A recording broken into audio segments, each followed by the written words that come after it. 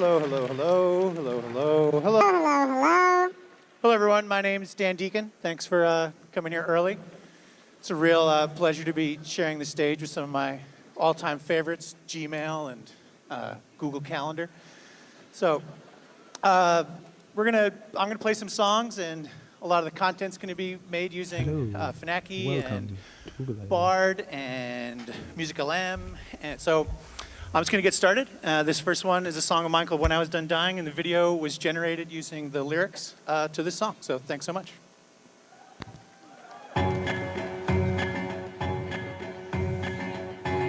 Check, check, check, check, check. When I was done dying, my conscience regained, so I began my struggles. But nothing is strained out, a flash made of time, my new form blasted out, and it startled me so when I burst out a shout. My legs ran frantic like birds from a nest, and I ran until drained, leaving no choice but rest. So I fell asleep softly at the edge of a cave, but I should have gone deeper. But I'm not so brave, and like I was torn out, thrown in the sky, and there I went barely. Surely I'd die as I crashed down and smashed into earth, into dirt. How my skin did explode, leaving only my shirt. Sun grew out a tree, and that tree grew all fruit. Became a seed, and that seed was a fruit. And I crawled through the ground with my roots and my leaves. Tore the shirt and I ate up the sleeves. And they laughed out at me and said, "What is your plan?" But their question was foreign, I could not understand. And then suddenly I ripped up, placed in a mouth, swallowed me down, at which time my head self-lost.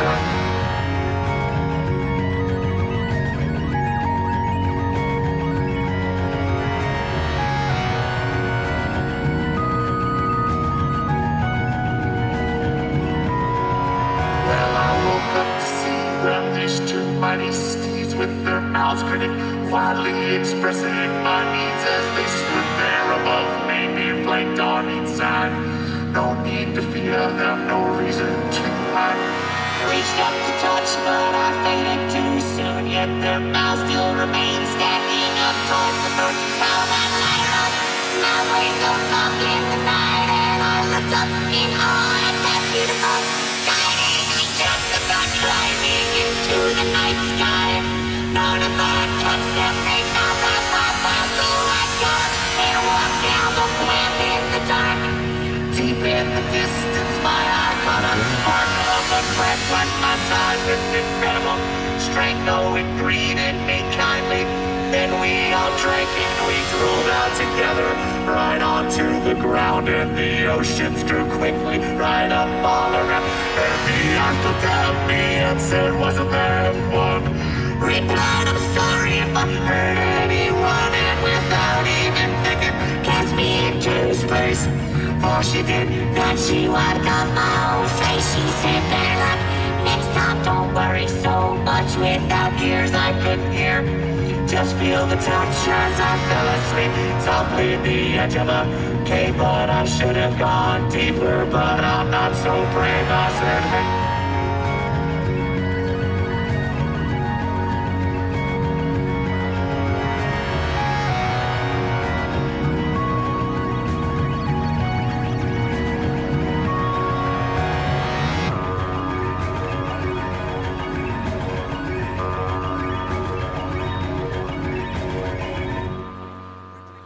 Thank you very much.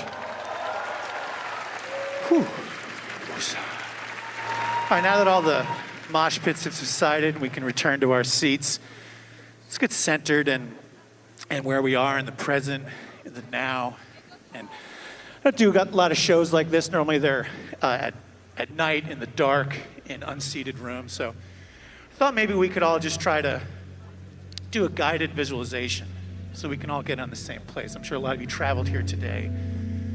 So let's just fully relax our shoulders, feel our bodies in the seats, our feet on the floor. I used Bard, and I was like, how can I structure a guided visualization for this event? They gave me some suggestions. So let's envision now that we're slowly slowly lifting up from our seats, floating into the air. And let's imagine the air is not really cold. Let's imagine the air is a wonderful, wonderful temperature. We're floating here above the Shoreline Amphitheater. We see everyone else below. They're floating up with us. We're becoming mist, vapor, and there, we see a beautiful, beautiful entity come towards us. And what is it? It's a bird with lips. Don't pay too much attention to the lips, but the bird has lips. And the bird says to you, hey, I just got a 2-bedroom apartment and I'm looking for a roommate. And you think, wow, I never thought about relocating, but what neighborhood is it in? And the bird says, it's in this neighborhood that you've always wanted to live in. You say, that sounds great. Do you live with anybody else? They're like, no, but I have a lot of friends over and we play board games. Do you like board games? And you're like, yes, I do love playing board games. I have friends over, we play board games. They're like, great, maybe my friends can become your friends and we'll start a whole community. And the bird's like, great, the only thing is it's kind of a small kitchen, so I don't like that many kitchen appliances. And you're like, that's wonderful. I normally eat out, but I'm trying to cook more at home. They're like, that's wonderful. We can make meals together. So now that we're all on the same page, we're re-centered here. Let's just think of how beautiful the world would be if there was a bird with lips that invited us to live with them, and we could make wonderful, wonderful meals together. And that's sort of where this whole process has felt like. It's felt like being a bird with lips and finding a new roommate and making work with them. So, if that makes any sense, I'll explain more. As a composer, it's always interested me in that composing music is an endless and evolving system of finding ways of communicating ideas about how to make sounds. Music has always been expanding with ways to share ideas and about how to make sounds while exploring what sounds are available to us that can be called music. Another thing that fascinates me as a composer is that throughout music's history, advancements in technology have always led to and coincided with advancements in musical thinking. New tools lead to new instruments, which lead to new musics, which leads to new boundaries to break, which leads to a restart for new tools. At one point in time, the trombone was a reflection of cutting-edge musical technology. And like many technologies, when the first trombones entered the scene, they were viewed as highly controversial pieces of music tech. The same could be said for player pianos, synthesizers, synchronizing sound with film, home recording studios, and MIDI. I love all these things. And when I started getting into making computer music as a teenage nerd on my family computer, all of those tools were readily established and antiquated. But they were there for people to make music with. And ever since those early days of me playing with toy keyboards and primitive MIDI software, I've been trying to explore new ways of making new sounds. So when Google invited me to come meet with some of their AI researchers and talk about what they've been working on, I was pretty ecstatic to get the chance to be one of the first people to use these tools and see how they're being shaped, and to meet with them and get a chance to make new music with them. Last month, I was pretty lucky to spend a few days with the researchers at MusicLM, Finaki, and Bard. They showed me the tools that they've been making and explained the concepts behind how they worked and allowed me to experiment with making sounds, music, and visuals with them. It felt a lot like those early days of sitting in front of a computer and having no idea what I'm doing, or taking out a Casio keyboard and hitting buttons and see what happens. I had no idea what happened, and that was sort of the fun part, just mashing it and seeing what it is and making something new with it. It reminded me a lot of being a child again. So you'd hear that drum beat, and that would start, and the auto chords would start, and the outputs from AI felt the same way. They would spark new ideas that created building blocks to make new songs with. So the music that accompanied our guided visualization about becoming roommates with a duck with lips, that was generated using the text prompt when text to music, using sad, moody, new age music, simple piano, and synthesizer. Once we found an output that we liked, we started experimenting with it and processing it with SingSong to create new variations to accompany the text to music outputs. We fed those results into themselves countless times, making dozens of iterations to explore, and the results were the song you heard again while I was rambling on about the bird with lips. The text to music model output is available as part of the AI test kitchen. You can sign up for the waitlist now.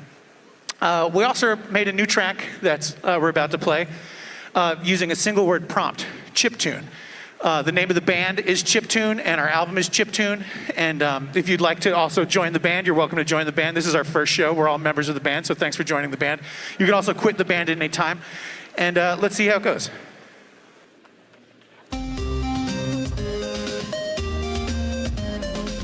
So we put the word chiptune in, and this is the output that we got.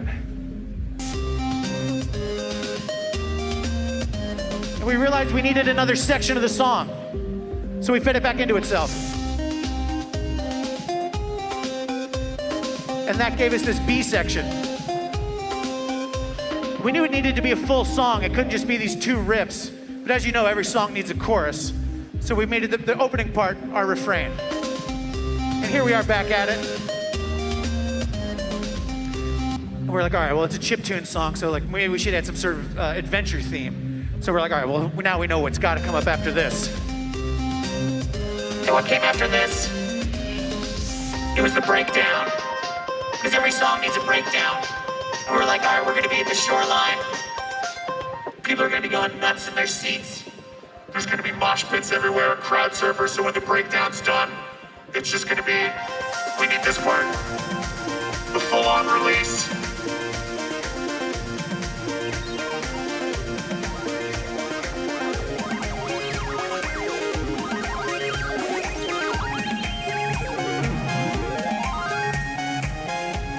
So this part came as kind of an unexpected little gift. We didn't really know that we'd be getting this. And that was the fun part of this discovery, being like what we would put in would be like finding a new sound that we didn't even expect to create.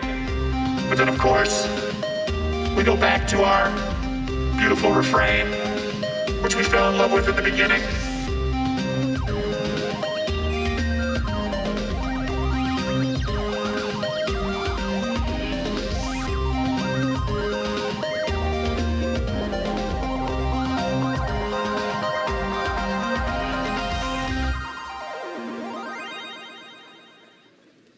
Thank you very much. That was our first show for our band Chiptune. Some of the other band members are here in the audience, and some of our band members don't exist in the physical realm. I've never been in a band where the band members aren't physical entities. So, all right, now that we've been basking in the chiptune, let's return to our guided meditation. We've got a long day of Google ahead of us, and now let's place ourselves in a beautiful woods where our roommate's house is. We're wandering through the woods. We're coming back from a long day, and we're thinking about all of the Google jokes that we could make, and you're excited to tell your roommate the joke that you came up with, and you're like, and then they appear. And you're like, hey, duck with lips. I'm doing this event for Google, and I'm thinking about using this joke. And the duck's like, what is it? And you just get mesmerized by the feathers. You're pulled deeper and deeper into this ethereal realm of pure feathers. And the duck says, hey, I'm sorry, but I finished the oat milk. And you're like, oh, I was really looking forward to having that with my cereal. Like, that's okay. I'll go out and get more. And you're like, no, that's fine. I have this joke I want to tell you. And they're like, it's this more serious matter. It's more that I know you've been making oat milk at home, and we talked specifically about not having so many kitchen appliances. It's a small kitchen, but that contractor we wanted has the waiting list open, and I think we can expand the kitchen. And your heart just fills with pure love of the idea of blowing out the kitchen, adding more walls, adding more cabinetry, so you can make almond milk at home, oat milk at home, maybe even build a little stable so you can have other sort of mammalian milks. And the bird is like, this is the best roommate relationship I've ever had. And you're like, this is wonderful, bird with lips. Thank you so much. And then you go back to the house, and you're trying so deeply to remember the joke that you were going to make. And then you remember, in the streets, it's Google Maps. And in the sheets, it's Google Sheets. And the duck's like, I think if you delivered it earlier, it might have landed a little better.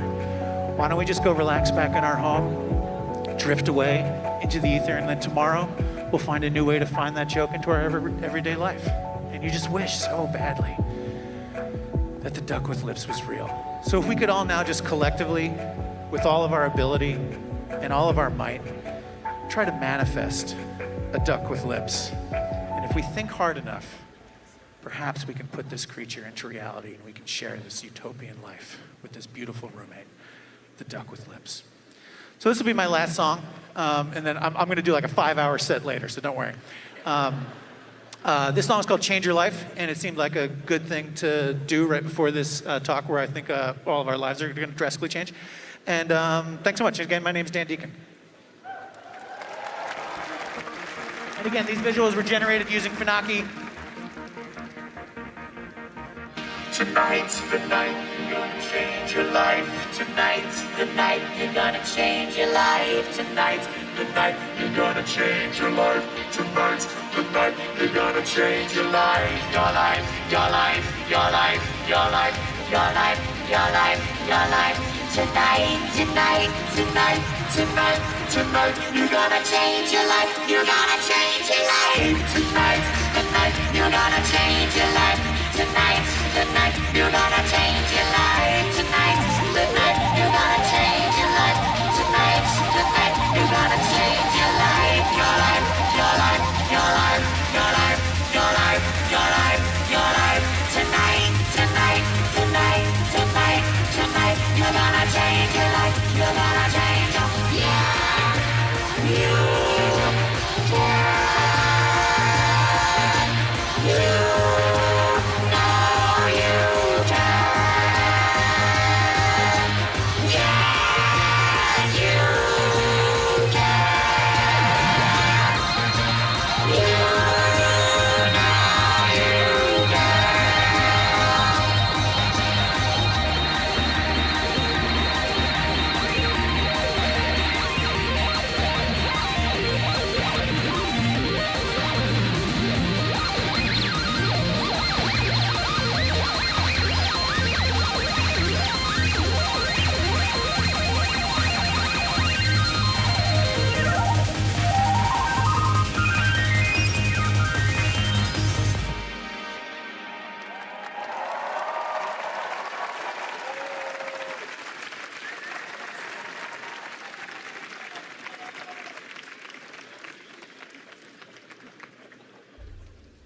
So, es geht los.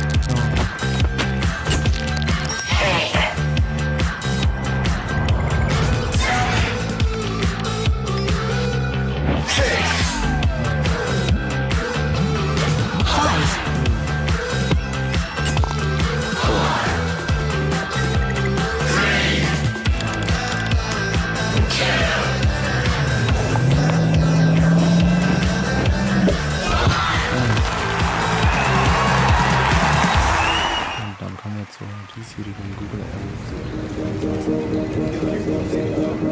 Since day one, we set out to significantly improve the lives of as many people as possible. And with a little help, you found new answers, discovered new places. The right words came at just the right time. And we even learned how to spell the word Epicurean. IAN. Life got a little easier. Our photos got a little better. And we got closer to a world where we all belong.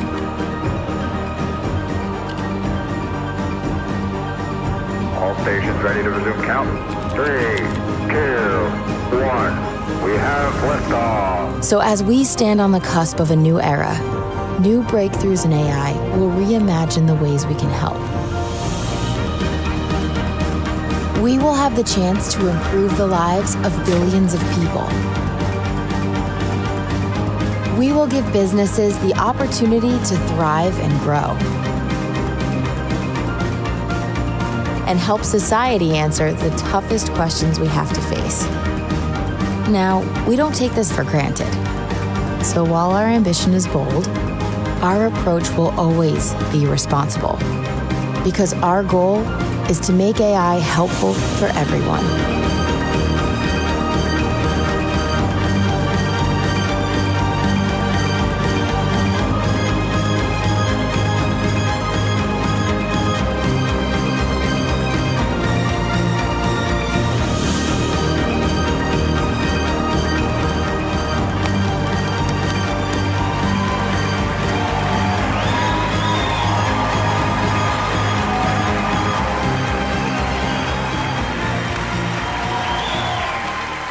Good morning, everyone. Welcome to Google I/O.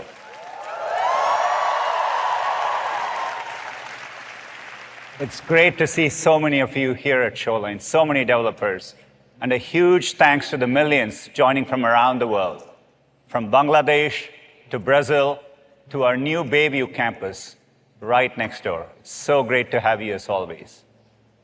As you may have heard, AI is having a very busy year. So we've got lots to talk about. Let's get started.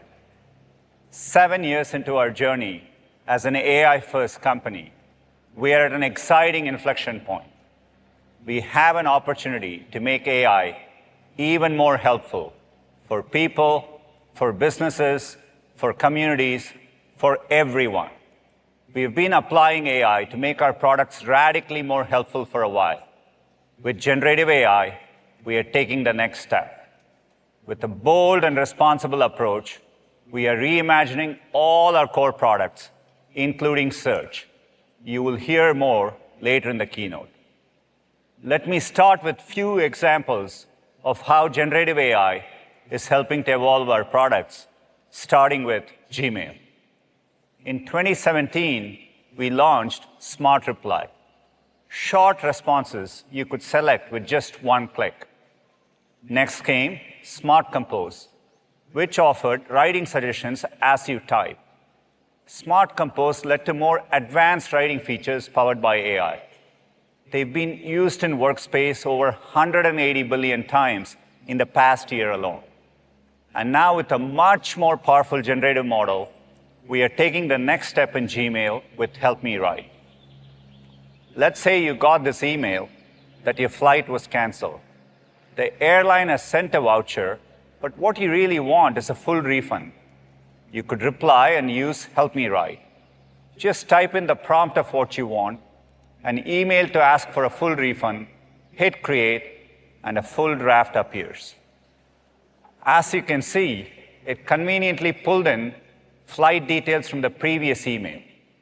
And it looks pretty close to what you want to send. Maybe you want to refine it further. In this case, a more elaborate email might increase the chances of getting the refund.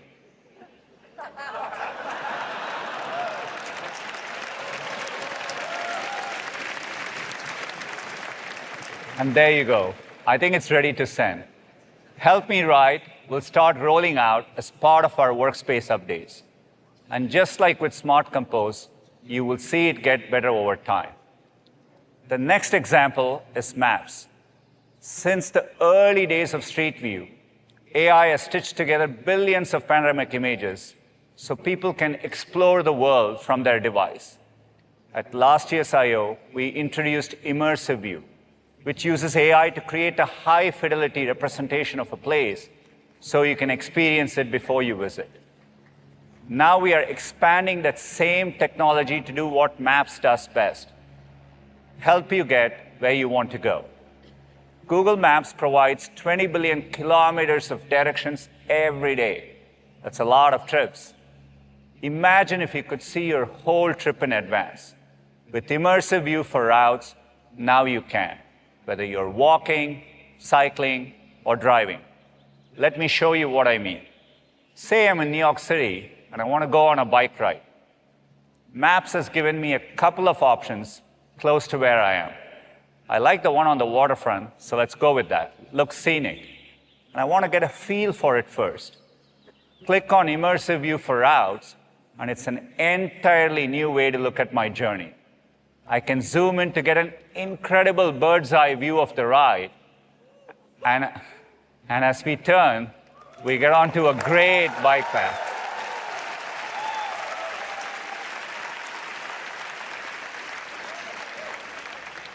It looks like it's going to be a beautiful ride. You can also check today's air quality. Looks like AQI is 43, pretty good. And if I want to check traffic and weather and see how they might change over the next few hours, I can do that. Looks like it's going to pour later, so maybe I want to get going now. Immersive View for routes will begin to roll out over the summer and launch in 15 cities by the end of the year, including London, New York, Tokyo, and San Francisco.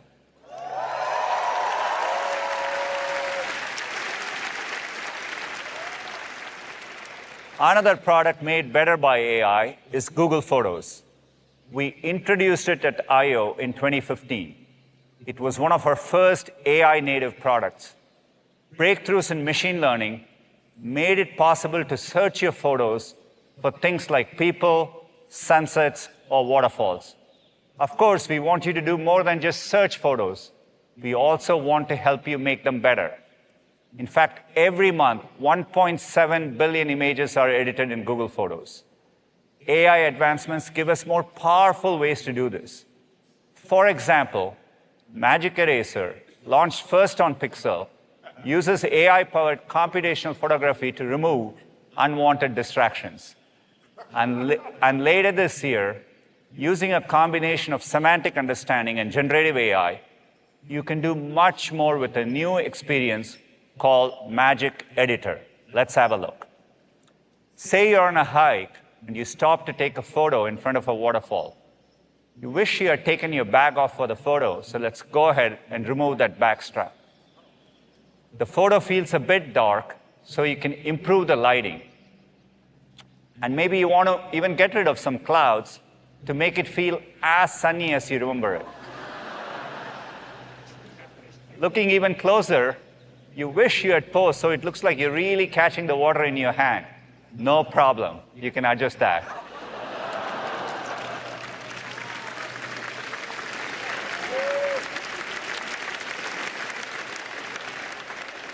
There you go. Let's look at one more photo. This is a great photo, but as a parent, you always want your kid at the center of it all. And it looks like the balloons got cut off in this one. So you can go ahead and reposition the birthday boy. Magic Editor automatically recreates parts of the bench and balloons that were not captured in the original shot. As a finishing touch, you can punch up the sky. It changes the lighting in the rest of the photo so the edit feels consistent. It's truly magical. We are excited to roll out Magic Editor in Google Photos later this year.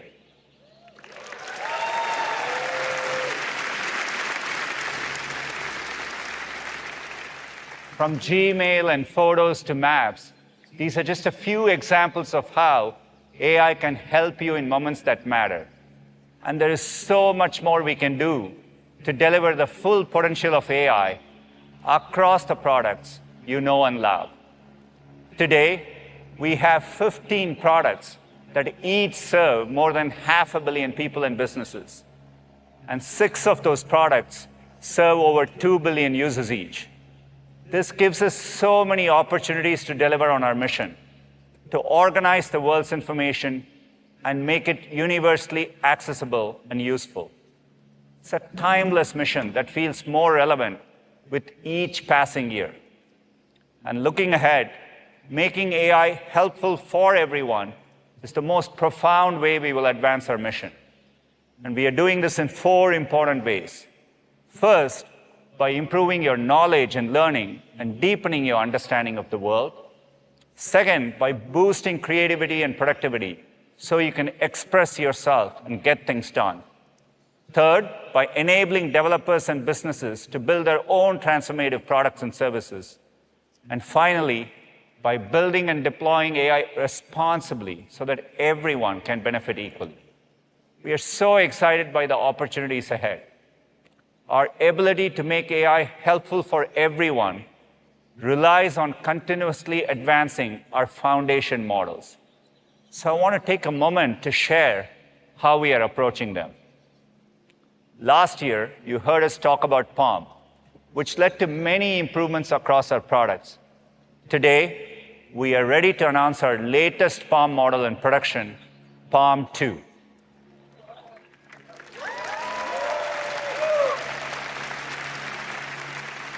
PaLM 2 builds on our fundamental research and our latest infrastructure. It's highly capable at a wide range of tasks and easy to deploy. We are announcing over 25 products and features powered by PaLM 2 today. PaLM 2 models deliver excellent foundational capabilities across a wide range of sizes. We have affectionately named them Gecko, Otter, Bison, and Unicorn. Gecko is so lightweight that it can work on mobile devices, fast enough for great interactive applications on device, even when offline. PaLM 2 models are stronger in logic and reasoning thanks to broad training on scientific and mathematical topics. It's also trained on multilingual text, spanning over 100 languages, so it understands and generates nuanced results. Combined with powerful coding capabilities, PaLM 2 can also help developers collaborating around the world. Let's look at this example. Let's say you're working with a colleague in Seoul and you're debugging code. You can ask it to fix a bug and help out your teammate by adding comments in Korean to the code. It first recognizes the code is recursive, suggests a fix, and even explains the reasoning behind the fix. And as you can see, it added comments in Korean, just like you asked.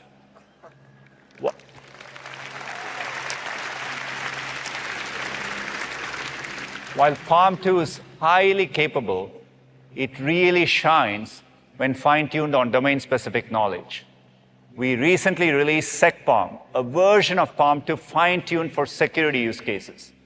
It uses AI to better detect malicious scripts and can help security experts understand and resolve threats. Another example is MedPaLM 2. In this case, it's fine-tuned on medical knowledge. This fine-tuning achieved a 9x reduction in inaccurate reasoning when compared to the model, approaching the performance of clinician experts who answered the same set of questions.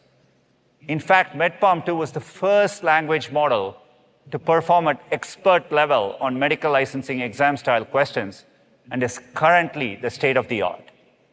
We are also working to add capabilities to MedPaLM 2 so that it can synthesize information from medical imaging, like plain films and mammograms. You can imagine an AI collaborator that helps radiologists interpret images and communicate the results. These are some examples of PaLM 2 being used in specialized domains. We can't wait to see it used in more. That's why I'm pleased to announce that it is now available in preview, and I'll let Thomas share more.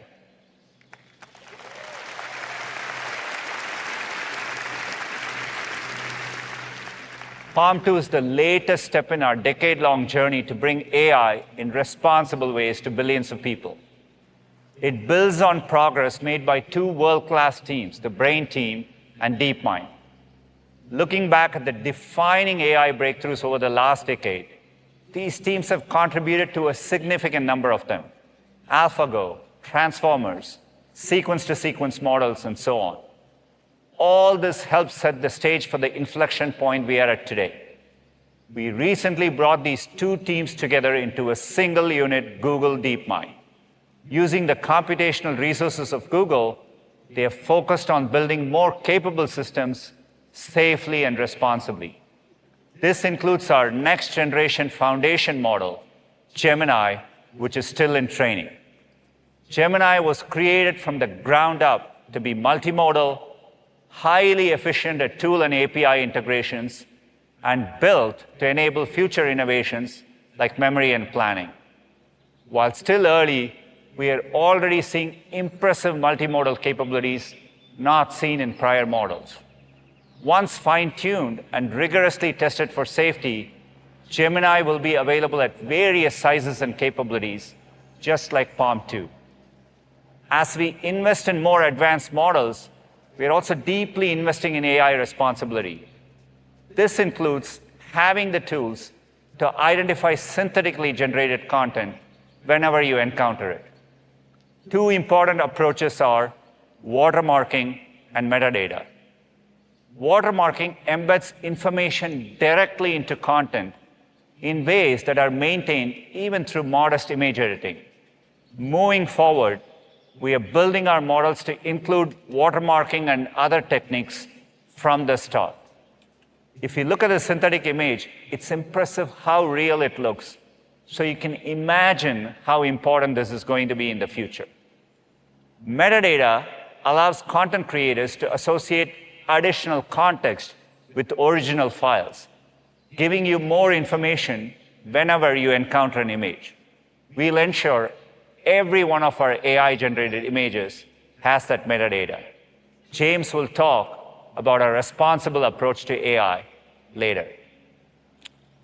As models get better and more capable, one of the most exciting opportunities is making them available for people to engage with directly. That's the opportunity we have with Bard, our experiment for conversational AI. We are rapidly evolving Bard. It now supports a wide range of programming capabilities, and it's gotten much smarter at reasoning and math prompts. And as of today, it is now fully running on Palm 2. To share more about what's coming, let me turn it over to Sissy.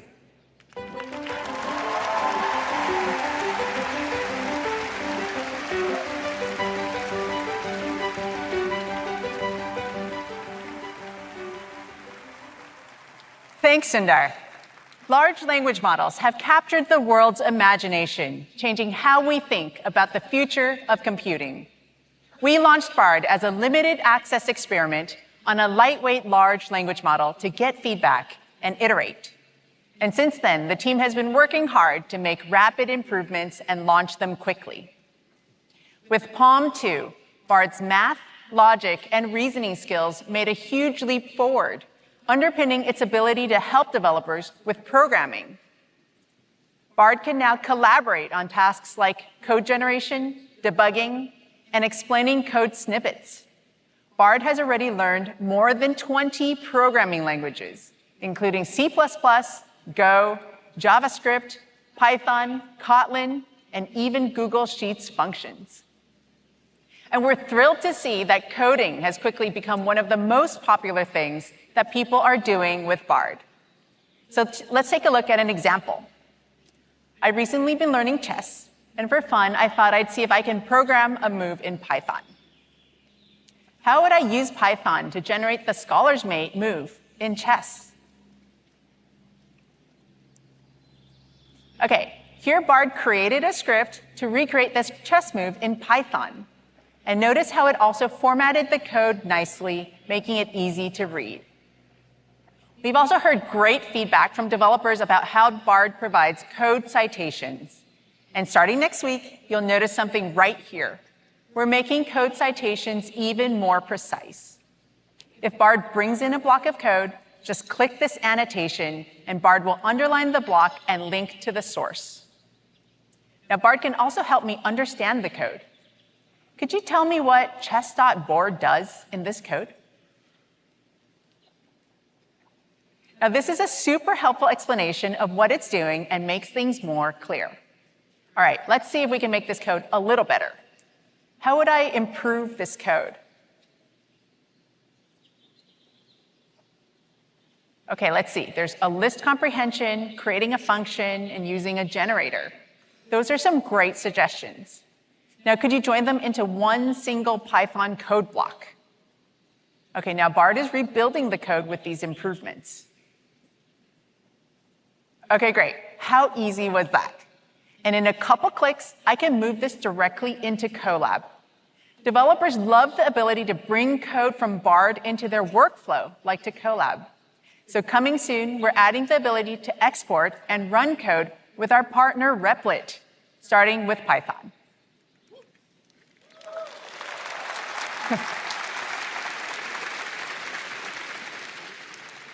We've also heard that you want dark theme, so starting today, you can activate it.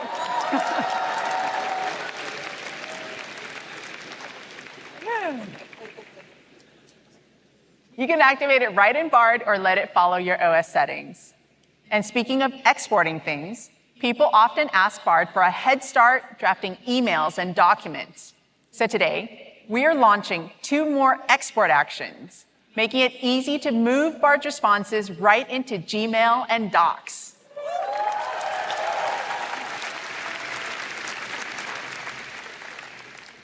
So we're excited by how quickly Bard and the underlying models are improving, but we're not stopping there.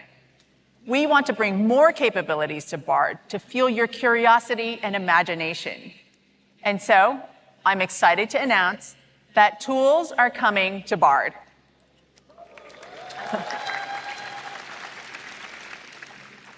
As you collaborate with Bard, you'll be able to tap into services from Google and extensions with partners to let you do things never before possible.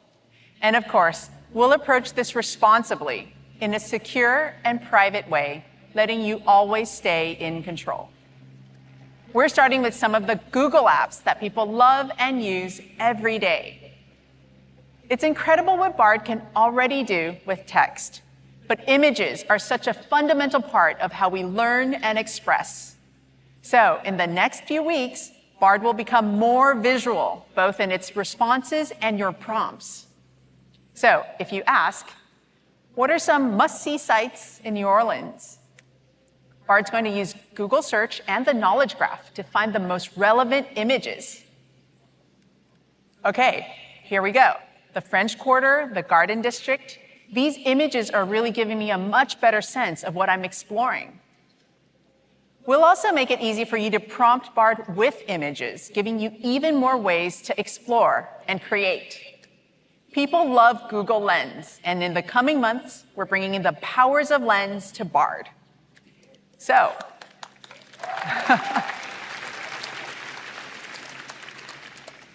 if you're looking to have some fun with your fur babies, you might upload an image and ask Bard to write a funny caption about these two.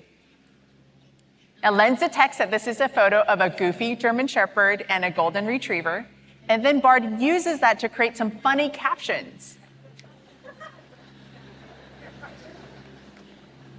If you ask me, I think they're both good boys. Okay, now let's do another one. Imagine I'm 18 and I need to apply to college. I won't date myself with how long it's been, but it's still an overwhelming process.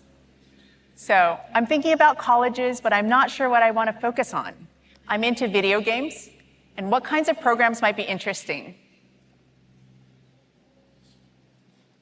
Okay, this is a helpful head start. Animation looks pretty interesting. Now I could ask, help me find colleges with animation programs in Pennsylvania. Okay, great. That's a good list of schools. Now, to see where these are, I might now say, show these on a map. Here, Bard's going to use Google Maps to visualize where the schools are.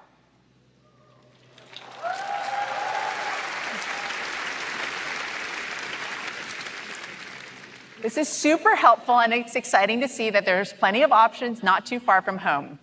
Now let's start organizing things a bit. show these options as a table. Nice. Structured and organized, but there's more I want to know. Add a column showing whether they're public or private schools.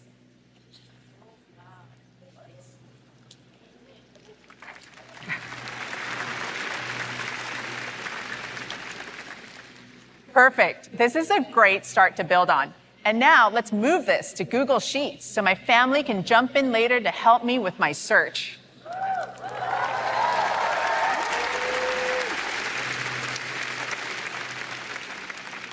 You can see how easy it will be to get a jump start in Bard and quickly have something useful to move over to apps like Docs or Sheets to build on with others. Okay, now that's a taste of what's possible when Bard meets some of Google's apps. But that's just the start. Bard will be able to tap into all kinds of services from across the web with extensions from incredible partners like Instacart, Indeed, Khan Academy, and many more. So here's a look at one coming in the next couple months.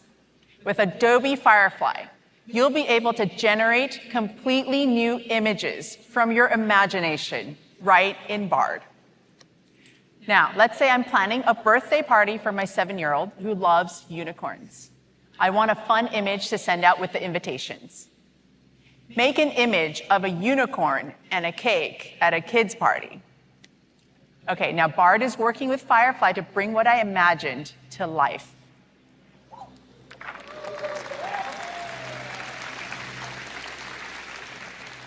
How amazing is that? This will unlock all kinds of ways that you can take your creativity further and faster. And we are so excited for this partnership. Bard continues to rapidly improve and learn new abilities. And we want to let people around the world try it out and share their feedback. So today, we are removing the waitlist and opening up Bard to over 180 countries and territories.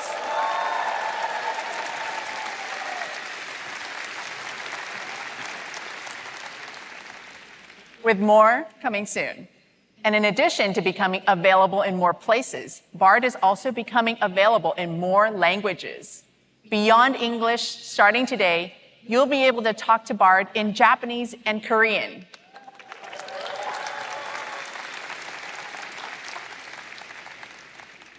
Adding languages responsibly involves deep work to get things like quality and local nuances right. And we're pleased to share that we're on track to support 40 languages soon.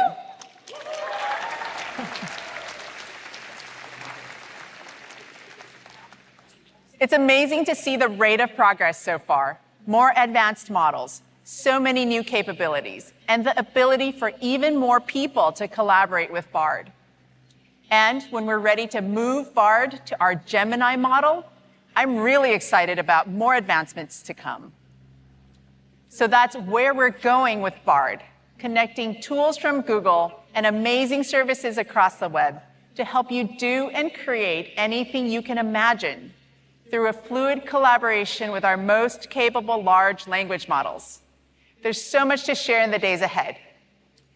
And now, to hear more about how large language models are enabling next-generation productivity features right in Workspace, I'll hand it over to Aparna.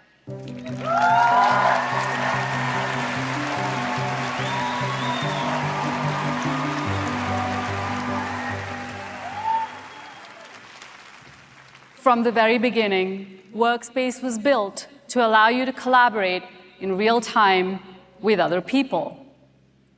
Now, you can collaborate in real time with AI. AI can act as a coach, a thought partner, a source of inspiration, as well as a productivity booster across all of the apps of Workspace. Our first steps with AI as a collaborator were via the Help Me Write feature in Gmail and Docs, which launched to trusted testers in March. We've been truly blown away by the clever and creative ways these features are being used, from writing essays, sales pitches, project plans, client outreach, and so much more. Since then, we've been busy expanding these helpful features across more surfaces. Let me show you a few examples. One of our most popular use cases is the trusty job description. Every business, big or small, needs to hire people. A good job description can make all the difference. Here's how Docs has been helping. Say you run a fashion boutique and need to hire a textile designer. To get started, you enter just a few words as a prompt. Senior level job description for textile designer.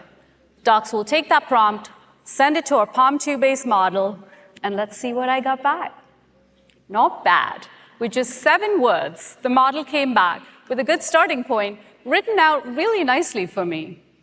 Now you can take that and customize it for the kind of experience, education, and skill set that this role needs, saving you a ton of time and effort.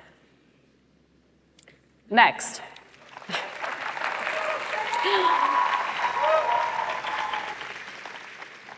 Let me show you how you can get more organized with Sheets. Imagine you run a dog walking business and need to keep track of things like your clients, logistics about the dogs, like what time they need to be walked, for how long, etc. Sheets can help you get organized. In a new sheet, simply type something like client and pet roster for a dog walking business with rates and hit create. Sheet sends this input to a fine-tuned model that we've been training with all sorts of Sheet-specific use cases. Look at that. The model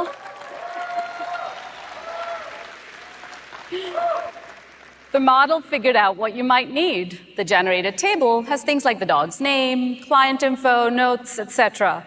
This is a good start for you to tinker with. Sheets made it easy for you to get started, so you can go back to doing what you love. Speaking of getting back to things you love, let's talk about Google Slides. People use slides for storytelling all the time, whether at work or in their personal lives. For example, you get your extended family to collect anecdotes, haikus, jokes for your parents' 50th wedding anniversary in a slide deck. Everyone does their bit, but maybe this deck could have more pizzazz. Let's pick one of the slides and use the poem on there as a prompt for image generation. Mom loves her pizza, cheesy and true, while Dad's favorite treat is a warm pot of fondue. Let's hit create and see what it comes up with. Behind the scenes, that quote is sent as an input to our text-to-image models, and we know it's unlikely that the user will be happy with just one option, so we generate about 6 to 8 images so that you have the ability to choose and refine. Whoa, I have some oddly delicious-looking fondue pizza images. Now, this style's a little too cartoony for me, so I'm going to ask it to try again. Let's change the style to photography and give it a whirl. Just as weird, but it works for me.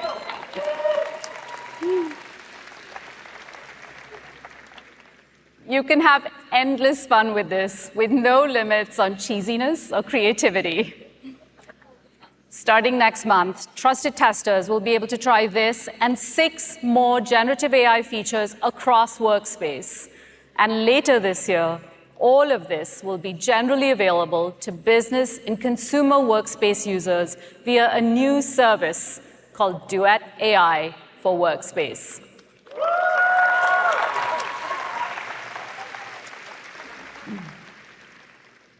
Stepping back a bit, I showed you a few powerful examples of how Workspace can help you get more done with just a few words as prompts. Prompts are a powerful way of collaborating with AI. The right prompt can unlock far more from these models. However, it can be daunting for many of us to even know where to start. Well, what if we could solve that for you? What if AI could proactively offer you prompts?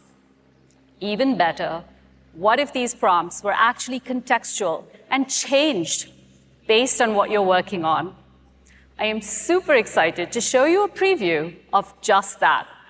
This is how we see the future of collaboration with AI coming to life. Let's switch to a live demo so I can show you what I mean. Tony's here to help me with that. Hey, Tony. Hey, Aparna. So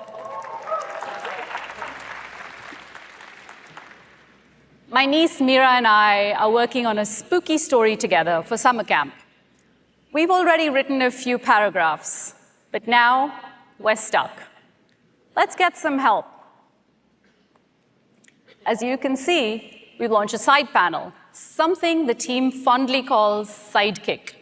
Sidekick instantly reads and processes the document and offers some really neat suggestions, along with an open prompt dialogue. If we look closely, we can see some of the suggestions, like what happened to the golden seashell? What are common mystery plot twists? Let's try the seashell option and see what it comes back with. Now, what's happening behind the scenes is that we've provided the entire document as context to the model, along with the suggested prompt, and let's see what we got back. The golden seashell was eaten by a giant squid that lives in the cove. This is a good start. Let's insert these as notes so that we can continue our little project.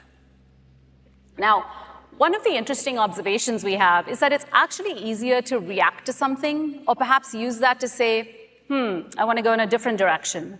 And this is exactly what AI can help with. I see a new suggestion on there for generating images. Let's see what this does. The story has a village, a golden seashell, and other details. And instead of having to type all of that out, the model picks up these details from the document and generates images. These are some cool pictures, and I bet my niece will love these. Let's insert them into the doc for fun. Thank you, Tony.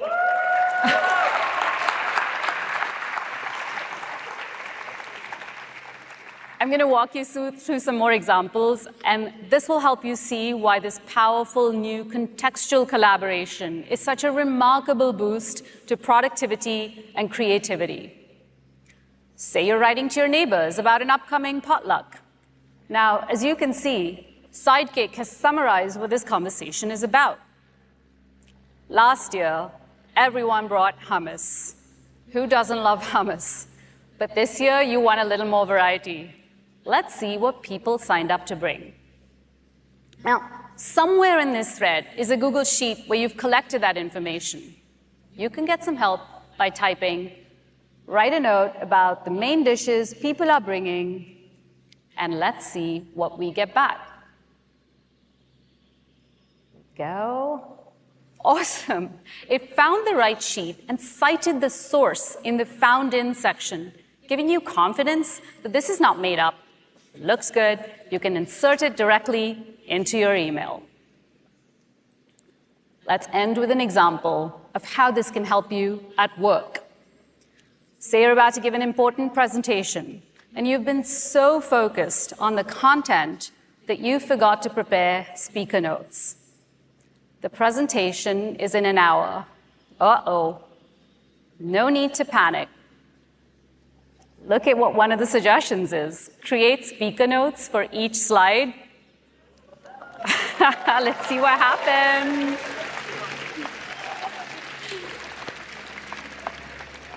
What happened behind the scenes here is that the presentation and other relevant context was sent to the model to help create these notes. And once you've reviewed them, you can hit Insert and edit the notes to convey what you intended. So you can now deliver the presentation without worrying about the notes. As you can see, we've been having a ton of fun playing with this. We can see the true potential of AI as a collaborator, and we'll be bringing this experience to Duet AI for Workspace. With that, I'll hand it back to Sundar.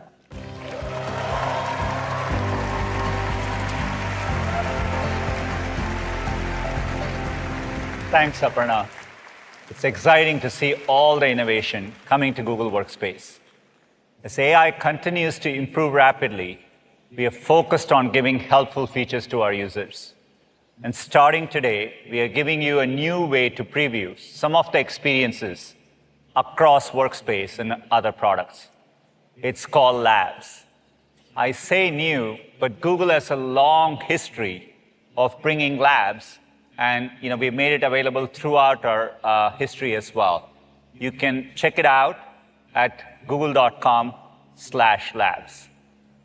Next up, we're going to talk about search. Search has been our founding product from our earliest days. And we've always approached it placing user trust above everything else. To give you a sense of how we are bringing generative AI in search, I'm going to invite Kathy onto the stage. Kathy?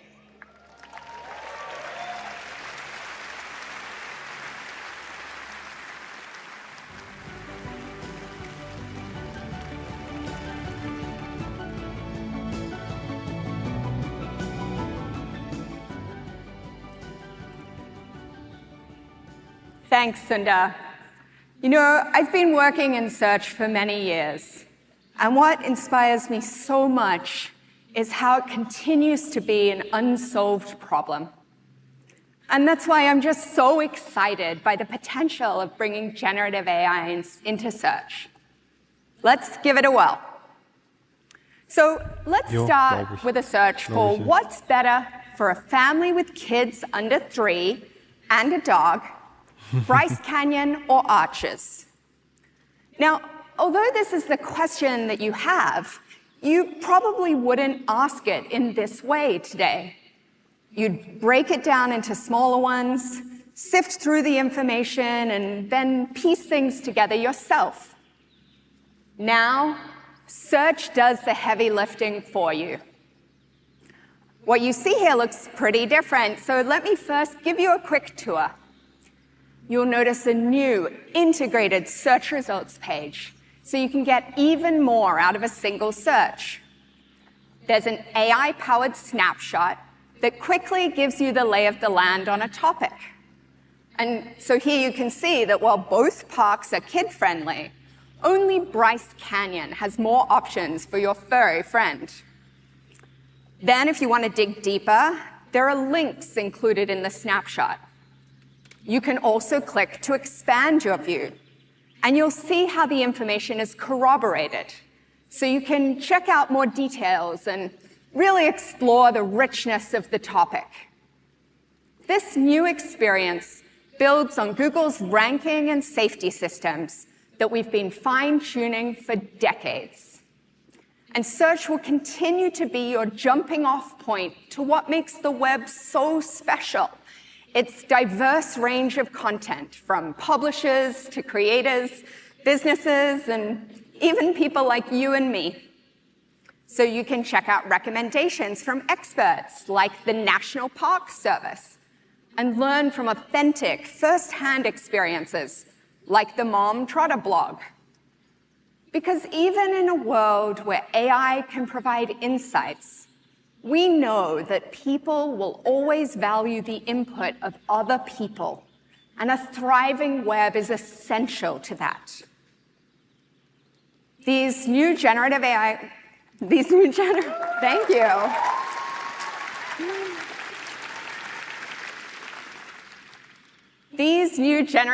capabilities will make search smarter and searching simpler.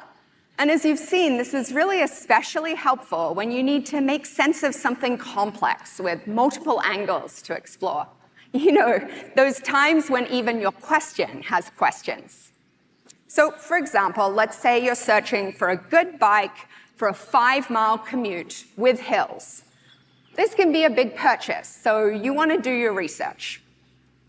In the AI-powered snapshot, you'll see important considerations like motor and battery for taking on those hills, and suspension for a comfortable ride. Right below that, you'll see products that fit the bill, each with images, reviews, helpful descriptions, and current pricing. This is built on Google's shopping graph, the world's most comprehensive data set of constantly changing products, sellers, brands, reviews, and inventory out there, with over 35 billion listings. In fact, there are 1.8 billion live updates to our shopping graph every hour. So you can shop with confidence in this new experience, knowing that you'll get fresh, relevant results. And for commercial queries like this, we also know that ads can be especially helpful to connect people with useful information and help businesses get discovered online. They're here, clearly labeled, and we're exploring different ways to integrate them as we roll out new experiences in search. And now that you've done some research, you might want to explore more. So right under the snapshot, you'll see the option to ask a follow-up question or select a suggested next step. Tapping any of these options will bring you into our brand new conversational mode.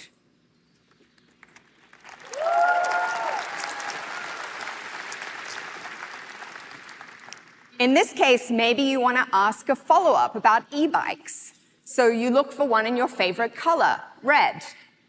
And without having to go back to square one, Google Search understands your full intent and that you're looking specifically for e-bikes in red that would be good for a 5-mile commute with hills.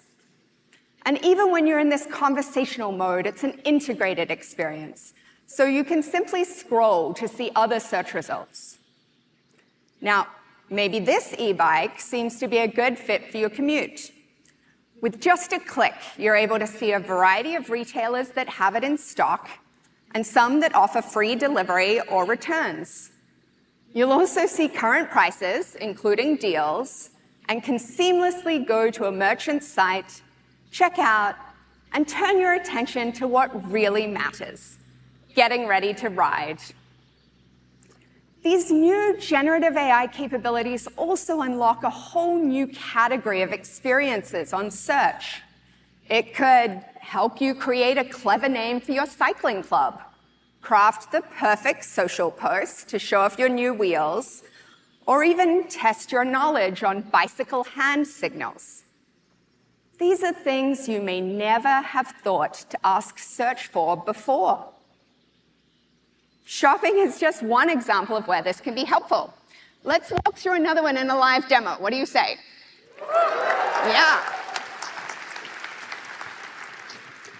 So, special shout out to my 3-year-old daughter who is obsessed with whales. I wanted to teach her about whale song, so let me go to the Google app and ask, why do whales like to sing? And so here I see a snapshot that organizes the web results and gets me to key things I want to know, so I can understand quickly that, oh, they sing for a lot of different reasons, like to communicate with other whales, but also to find food. And I can click See More to expand here as well. Now, if I was actually with my daughter and not on stage in front of thousands of people, I'd be checking out some of these web results right now. They look pretty good. Now, I'm thinking she'd get a kick out of seeing one up close, so let me ask, can I see whales in California? And so the LLMs right now are working behind the scenes to generate my snapshot, distilling insights and perspectives from across the web. It looks like in Northern California, I can see humpbacks around this time of year. That's cool. I'll have to plan to take her on a trip soon. And again, I can see some really great results from across the web. And if I want to refer to the results of my previous question, I can just scroll right up. Now, she's got a birthday coming up, so I can follow up with plush ones for kids under $40. Again, the LLMs are organizing this information for me, and this process will get faster over time. These seem like some great options. I think she'll really like the second one. She's into orcas as well. Phew, live demos are always a little nerve-wracking. I'm really glad that one went whale.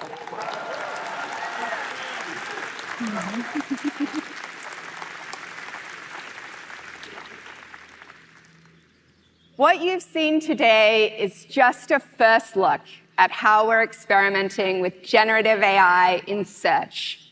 And we're excited to keep improving with your feedback through our Search Labs program. This new search generative experience, also known as SGE, will be available in labs, along with some other experiments, and they'll be rolling out in the coming weeks. If you're in the US, you can join the waitlist today by tapping the Labs icon in the latest version of the Google app or Chrome desktop. This new experience really reflects the beginning of a new chapter, and you can think of this evolution as search supercharged. Search has been at the core of our timeless mission for 25 years. And as we build for the future, we're so excited for you to turn to Google for things you never dreamed it could. Here's an early look at what's to come for AI in search.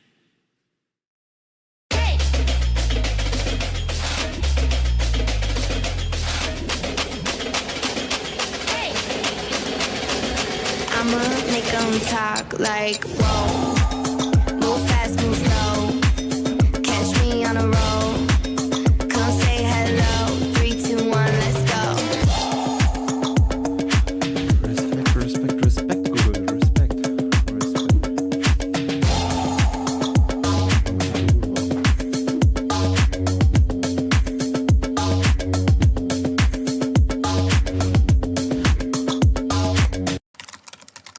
Yes, yes, yes.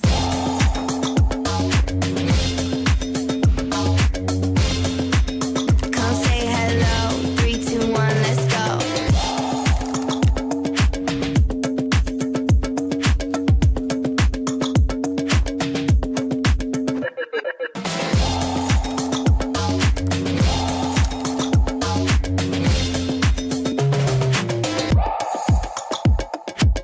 You got this. Let's go. Is a hot dog a sandwich? And the answer is Yes. no. Yes. No. Make 'em talk like whoa, whoa, whoa, whoa. I'ma make 'em talk like. I'ma make them talk like, whoa.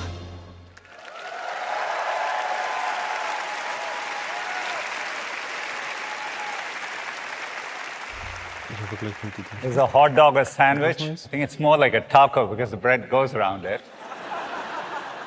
Comes from the expert viewpoint of a vegetarian. Right. Thanks, Kathy. It's so exciting to see how we are evolving search and look forward to building it with you all. So far today, we have shared how AI can help unlock creativity, productivity, and knowledge. As you can see, AI is not only a powerful enabler, it's also a big platform shift. Every business and organization is thinking about how to drive transformation.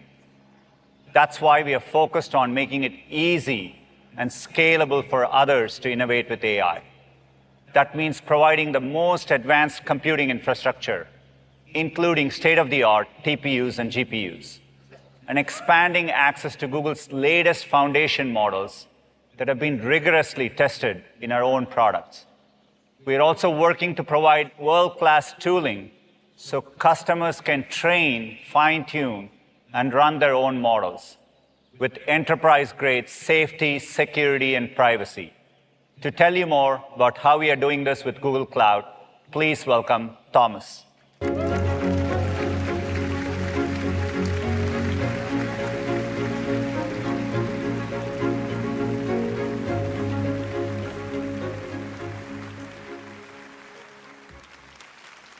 All of the investments you've heard about today are also coming to businesses. So whether you're an individual developer or a full-scale enterprise, Google is using the power of AI to transform the way you work.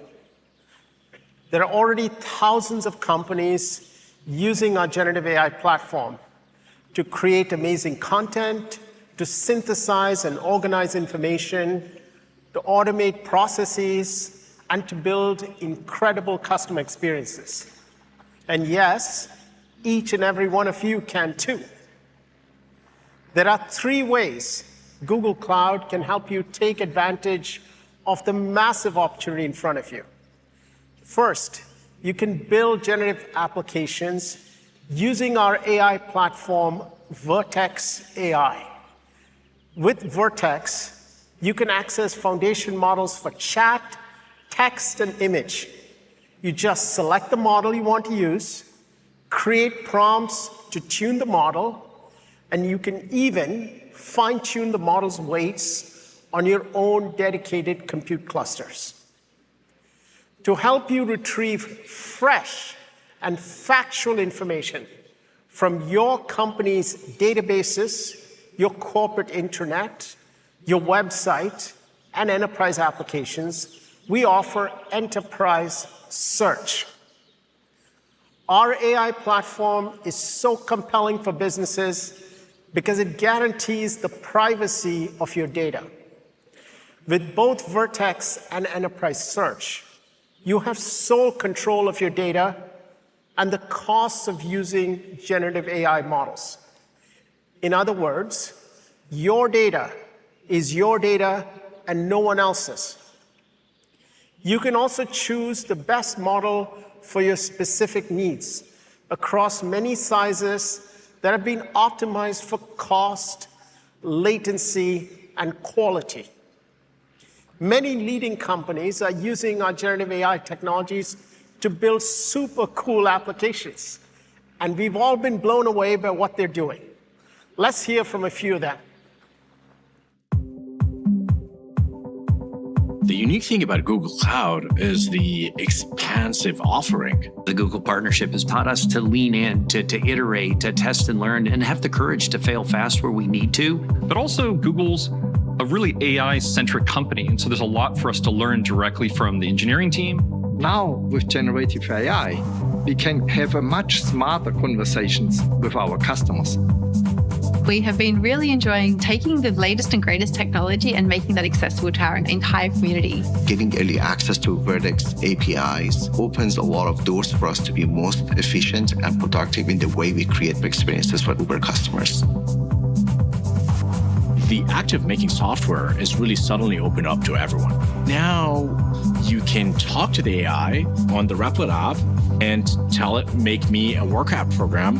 And with one click, we can deploy it to a Google Cloud VM, and you have an app that you just talked into existence. We have an extraordinarily exciting feature in the pipeline. It's called Magic Video, and it enables you to take your videos and images and with just a couple of clicks, turn that into a cohesive story. It is powered by Google's Palm technology, and it truly empowers everyone to be able to create a video with absolute ease. Folks come to a Wendy's, and a lot of times they use some of our acronyms. The Junior Bacon Cheeseburger, they'll come in and give me a JBC. You know, we need to understand what that really means, and voice AI can help make sure that order is accurate every single time. Generative AI can be incorporated in all the business processes Deutsche Bank is running. The partnership with Google has inspired us to leverage technology to truly transform the whole restaurant experience. There is no limitations. There's no other way to describe it. We're just living in the future.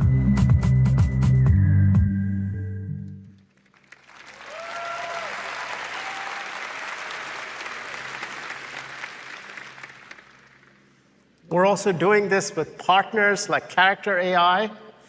We provide Character with the world's most performant and cost-efficient infrastructure for training and serving the models. By combining its own AI capabilities with those of Google Cloud, consumers can create their own deeply personalized characters and interact with them. We're also partnering with Salesforce to integrate Google Cloud's AI models and BigQuery with their data cloud and Einstein, their AI-infused CRM assistant. In fact, we're working with many other incredible partners, including consultancies, software as a service leaders, consumer internet companies, and many more, to build remarkable experiences with our AI technologies. In addition to Palm 2, we're excited to introduce 3 new models in Vertex, including Imagine, which powers image generation, editing, and customization from text inputs. Cody, for code completion and generation, which you can train on your own code base to help you build applications faster. And Chirp, our universal speech model, which brings speech-to-text accuracy for over 300 languages. We're also introducing reinforcement learning from human feedback into Vertex AI. You can fine-tune pre-trained models by incorporating human feedback to further improve the model's results.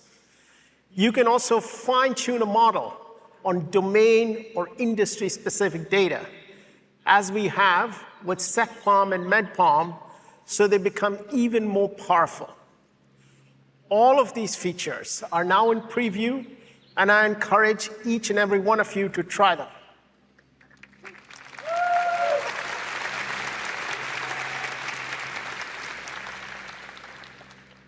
The second way we're helping you take advantage of this opportunity is by introducing Duet AI for Google Cloud. Earlier, Aparna told you about Duet AI for Google Workspace and how it is an always-on AI collaborator to help people get things done. Well, the same thing is true with Duet AI for Google Cloud, which serves as an AI expert pair programmer. Duet uses generative AI to provide developers assistance wherever you need it, within the IDE, the Cloud Console, or directly within chat.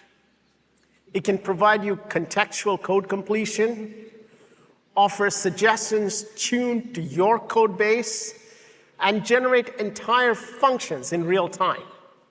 It can even assist you with code reviews and code inspection.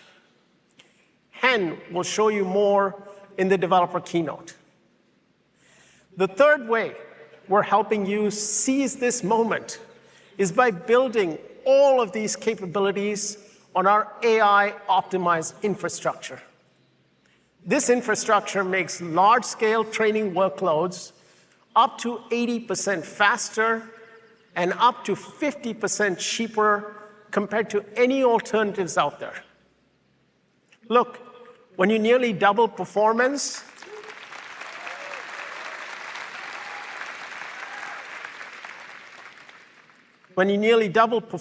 for less than half the cost, amazing things happen.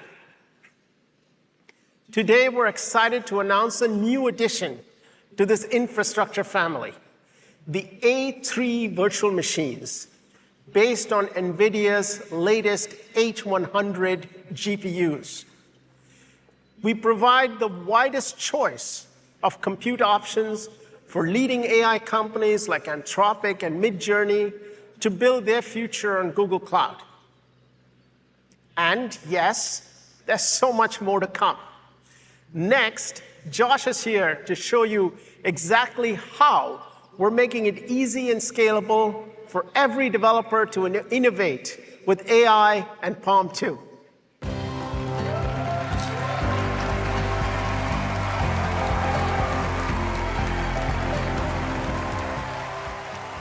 Thanks, Thomas. Our work is enabling businesses, and it's also empowering developers. Palm 2, our most capable language model that Sundar talked about, powers the Palm API. Since March, we've been running a private preview with our Palm API, and it's been amazing to see how quickly developers have used it in their applications. Like Chapter, who are generating stories so you can choose your own adventure, forever changing story time. Or Game On Technology, a company that makes chat apps for sports fans and retail brands to connect with their audiences. And there's also Wendy's. They're using the Palm API to help customers place that correct order for the Junior Bacon Cheeseburger they talked about in their Talk to Menu feature. But I'm most excited about the response we've gotten from the developer tools community. Developers want choice when it comes to language models, and we're working with leading developer tools companies like LangChain, Chroma, and many more to support the Palm API. We've also integrated it into Google developer tools like Firebase and Colab.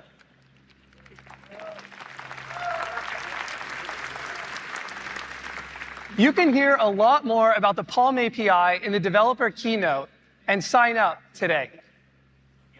Now, to show you just how powerful the Palm API is, I want to share one concept that 5 engineers at Google put together over the last few weeks. The idea is called Project Tailwind, and we think of it as an AI-first notebook that helps you learn faster. Like a real notebook, your notes and your sources power Tailwind. How it works is you can simply pick the files from Google Drive, and it effectively creates a personalized and private AI model that has expertise in the information that you give it. We've been developing this idea with authors like Stephen Johnson and testing it at universities like Arizona State and the University of Oklahoma, where I went to school. Do you want to see how it works? Let's do a live demo. Now imagine that I'm a student taking a computer science history class. I'll open up Tailwind, and I can quickly see in Google Drive all my different notes and assignments and readings. I can insert them. And what'll happen when Tailwind loads up is you can see my different notes and articles on the side. Here they are in the middle. And it instantly creates a study guide on the right to give me bearings. You can see it's pulling out key concepts and questions grounded in the materials that I've given it. Now, I can come over here and quickly change it to go across all the different sources and type something like create glossary for Hopper. And what's going to happen behind the scenes is it'll automatically compile a glossary associated with all the different notes and articles relating to Grace Hopper, the computer science history pioneer. Look at this, Flowmatic, COBOL, compiler, all created based on my notes. Now let's try one more. I'm going to try something else called different viewpoints on Dynabook. So the Dynabook, this was a concept from Alan Kay. Again, Tailwind, going out, finding all the different things. You can see how quick it comes back. There it is. And what's interesting here is it's helping me think through the concept. So it's giving me different viewpoints. It was a visionary product. It was a missed opportunity. But my favorite part is it shows its work. You can see the citations here. When I hover over, here's something from my class notes. Here's something from an article the teacher assigned. It's all right here, grounded in my sources.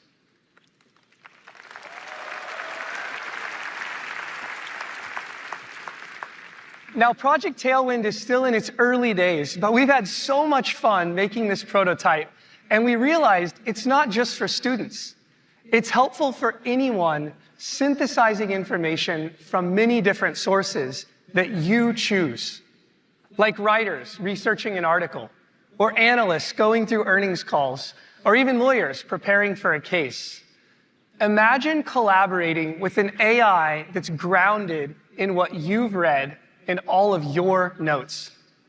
We want to make it available to try it out if you want to see it.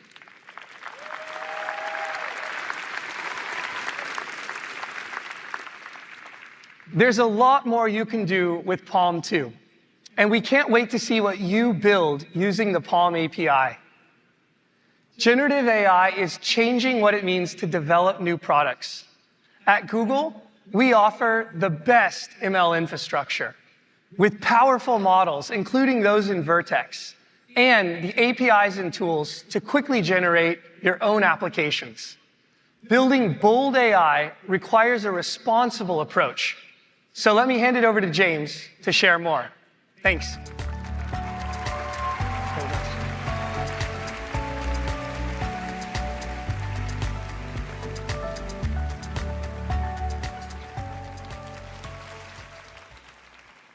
Hi, everyone. I'm James. In addition to research, I lead a new area at Google called Technology and Society. Growing up in Zimbabwe, I could not have imagined all the amazing and groundbreaking innovations that have been presented on this stage today. And while I feel it's important to celebrate the incredible progress in AI and the immense potential that it has for people and society everywhere, we must also acknowledge that it's an emerging technology that is still being developed, and there's still so much more to do. Earlier, you heard Sundar say that our approach to AI must be both bold and responsible. While there's a natural tension between the two, we believe it's not only possible, but in fact critical to embrace that tension productively. The only way to be truly bold in the long term is that tension productively. The only way to be truly bold in the long term is to be responsible from the start. Our field-defining research is helping scientists make bold advances in many scientific fields, including medical breakthroughs. Take, for example, Google DeepMind's AlphaFold, which can accurately predict the 3D shapes of 200 million proteins. That's nearly all the catalog proteins known to science. AlphaFold gave us the equivalent of nearly 400 million years of progress in just weeks.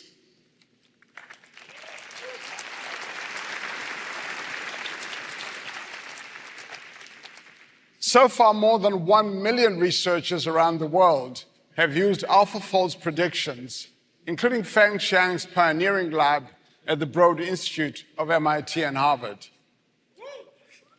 Yeah. In fact, in March this year, Zhang and his colleagues at MIT announced that they'd used AlphaFold to develop a novel molecular syringe, which could deliver drugs to help improve the effectiveness of treatments for diseases like cancer.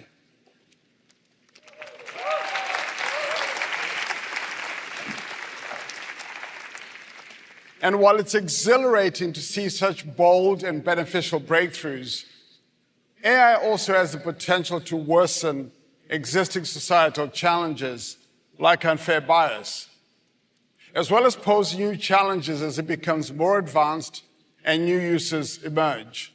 That's why we believe it's imperative to take a responsible approach to AI. This work centers around our AI principles that we first established in 2018.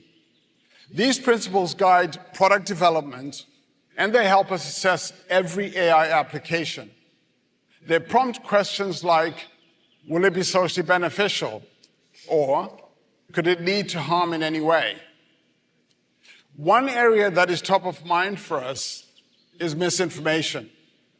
Generative AI makes it easier than ever to create new content, but it also raises additional questions about its trustworthiness. That's why we're developing and providing people with tools to evaluate online information. For example, have you come across a photo on a website or one shared by a friend with very little context, like this one of the moon landing, and found yourself wondering, is this reliable? I have, and I'm sure many of you have as well. In the coming months, we're adding 2 new ways for people to evaluate images. First, with our About This Image tool in Google Search, you'll be able to see important information such as when and where similar images may have first appeared, where else the image has been seen online, including news, fact-checking, and social sites, all this providing you with helpful context to determine if it's reliable. Later this year, you'll also be able to use it if you search for an image or screenshot using Google Lens, or when you're on websites in Chrome. As we begin to roll out the generative image capabilities, like Sundar mentioned, we will ensure that every one of our AI-generated images has metadata, a markup in the original file to give you context if you come across it outside of our platforms. Not only that, creators and publishers will be able to add similar metadata, so you'll be able to see a label in images in Google Search marking them as AI-generated.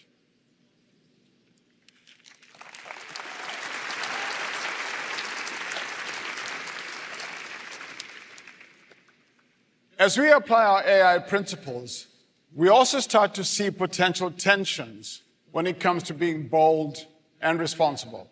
Here's an example.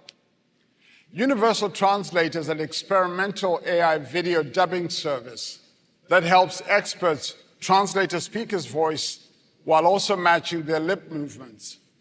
Let me show you how it works with an online college course created in partnership with Arizona State University.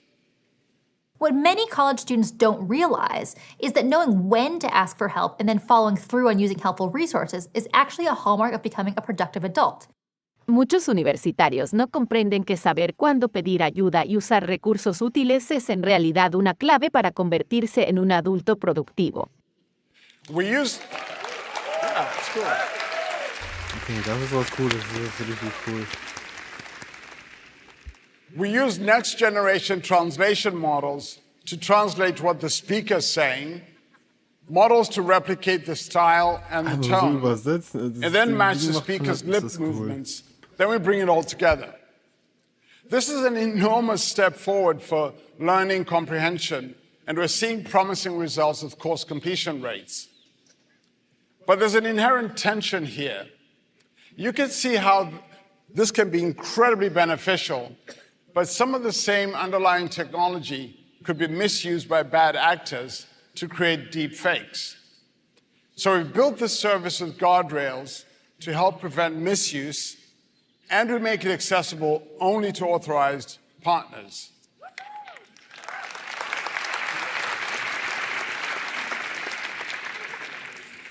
And as Sundar mentioned, soon we'll be integrating new innovations in watermarking into our latest generative models to also help with the challenge of misinformation. Our AI principles also help guide us on what not to do.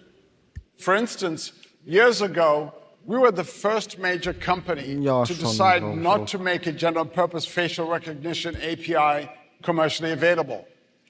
We felt there weren't adequate safeguards in place. Another way we live up to our AI principles is with innovations to tackle challenges as they emerge, like reducing the risk of problematic outputs that may be generated by our models. We are one of the first in the industry to develop and launch automated adversarial testing using large language model technology. We do this for queries like this, to help uncover and reduce inaccurate outputs like the one on the left and make them better like the one on the right. We're doing this at a scale that's never been done before at Google, significantly improving the speed, quality, and coverage of testing, allowing safety experts to focus on the most difficult cases. And we're sharing these innovations with others. For example, our Perspective API, originally created to help publishers mitigate toxicity, is now being used in large language models. Academic researchers have used our Perspective API to create an industry evaluation standard. And today, all significant large language models, including those from OpenAI and Anthropic, incorporate this standard to evaluate toxicity generated by their own models. Building AI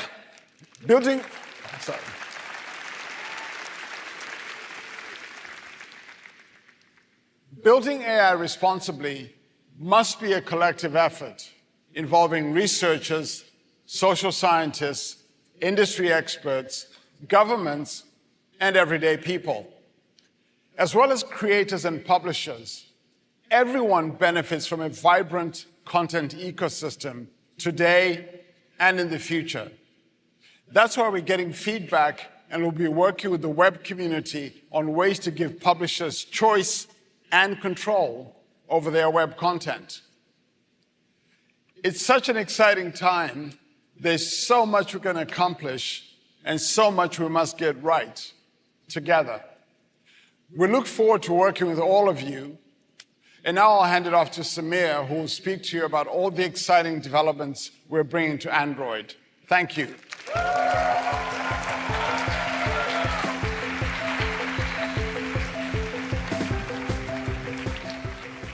Hi, everyone.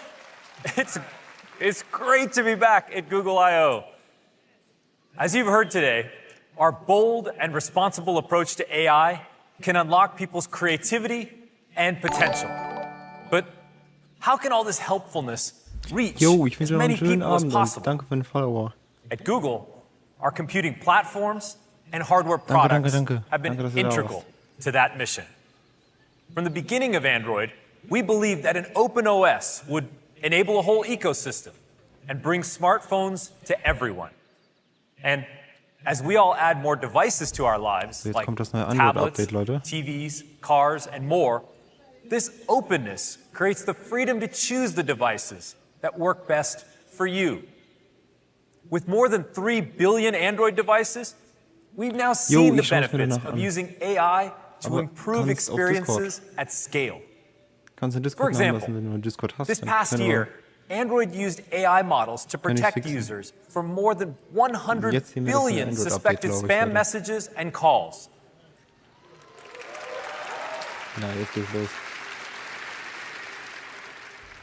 We can all agree that's pretty useful. There are so many opportunities where AI can just make things better. Today, we'll talk about 2 big ways Android is bringing that benefit of computing to everyone. First, continuing to connect you to the most complete ecosystem of devices, where everything works better together. And second, using AI to make the things you love about Android even better, starting with customization and expression. Let's begin by talking about Android's ecosystem of devices, starting with 2 of the most important, tablets and watches. Over the last 2 years, we've redesigned the experience on large screens, including tablets and foldables. We introduced a new system for multitasking that makes it so much easier to take advantage of all that extra screen real estate and seamlessly move between apps.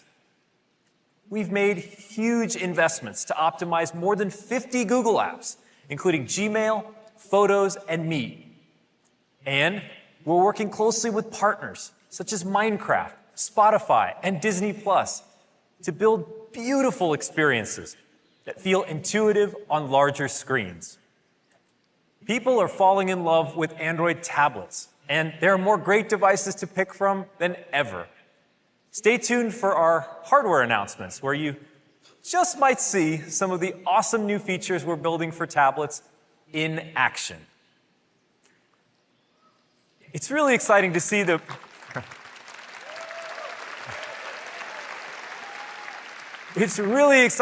momentum in smart watches as well. Wear OS is now the fastest growing watch platform, just 2 years after launching Wear OS 3 with Samsung. A top ask from fans has been for more native messaging apps on the watch. I'm excited to share that WhatsApp is bringing their first ever watch app to Wear this summer. WhatsApp, the Wear OS? I'm really enjoying using WhatsApp on my wrist. I can start a new conversation, reply to messages by voice, and even take calls. I can't wait for you to try it. Our partnership on Wear OS with Samsung has been amazing, and I'm excited about our new Android collaboration on immersive XR. We'll share more later this year. Now, we all know that to get the best experience, all these devices need to work seamlessly together. It's got to be simple. That's why we built FastPair, which lets you easily connect more than 300 headphones. And why we have Nearby Share, to easily move files between your phone, tablet, or Windows and Chrome OS computer.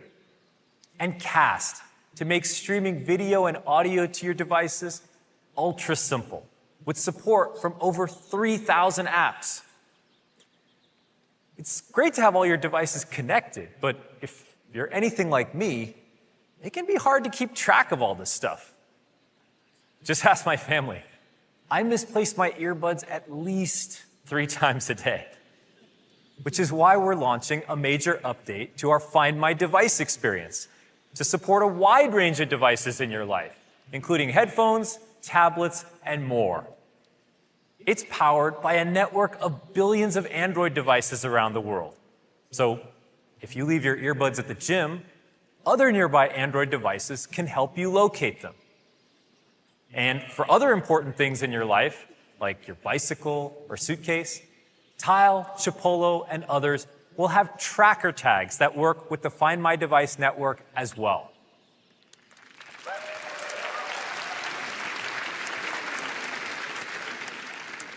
Now, we took some time to really get this right, because protecting your privacy and safety is vital. From the start, we designed the network in a privacy-preserving way, where location information is encrypted. No one else can tell where your devices are located, not even Google. This is also why we're introducing unknown tracker alerts. Your phone will tell you if an unrecognized tracking tag is moving with you and help you locate it.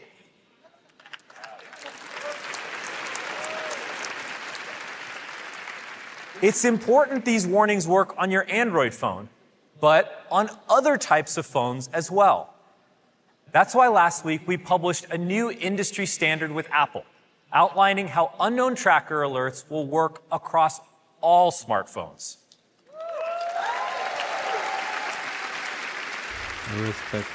Both the new Find My Device experience and unknown tracker alerts are coming later this summer. Now, we've talked a lot about connecting devices, but Android's also about connecting people. After all, phones were created for us to communicate with our friends and family. When you're texting in a group chat, you shouldn't have to worry about whether everyone is using the same type of phone. Sending high-quality images and video, getting typing notifications, and end-to-end encryption should all just work. That's why we've worked with our partners on upgrading old SMS and MMS technology to a modern standard called RCS that makes all of this possible. And there are now over 800 million people with RCS. On our way to over 1 billion by the end of the year.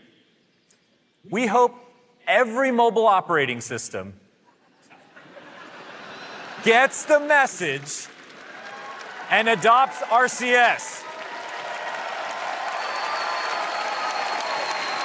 So we can all hang out in the group chat together, no matter what device we're using.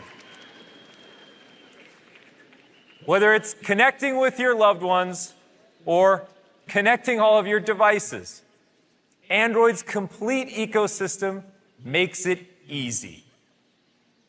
Another thing people love about Android is the ability to customize their devices and express themselves. Here's Dave to tell you how we're taking this to the next level with generative AI.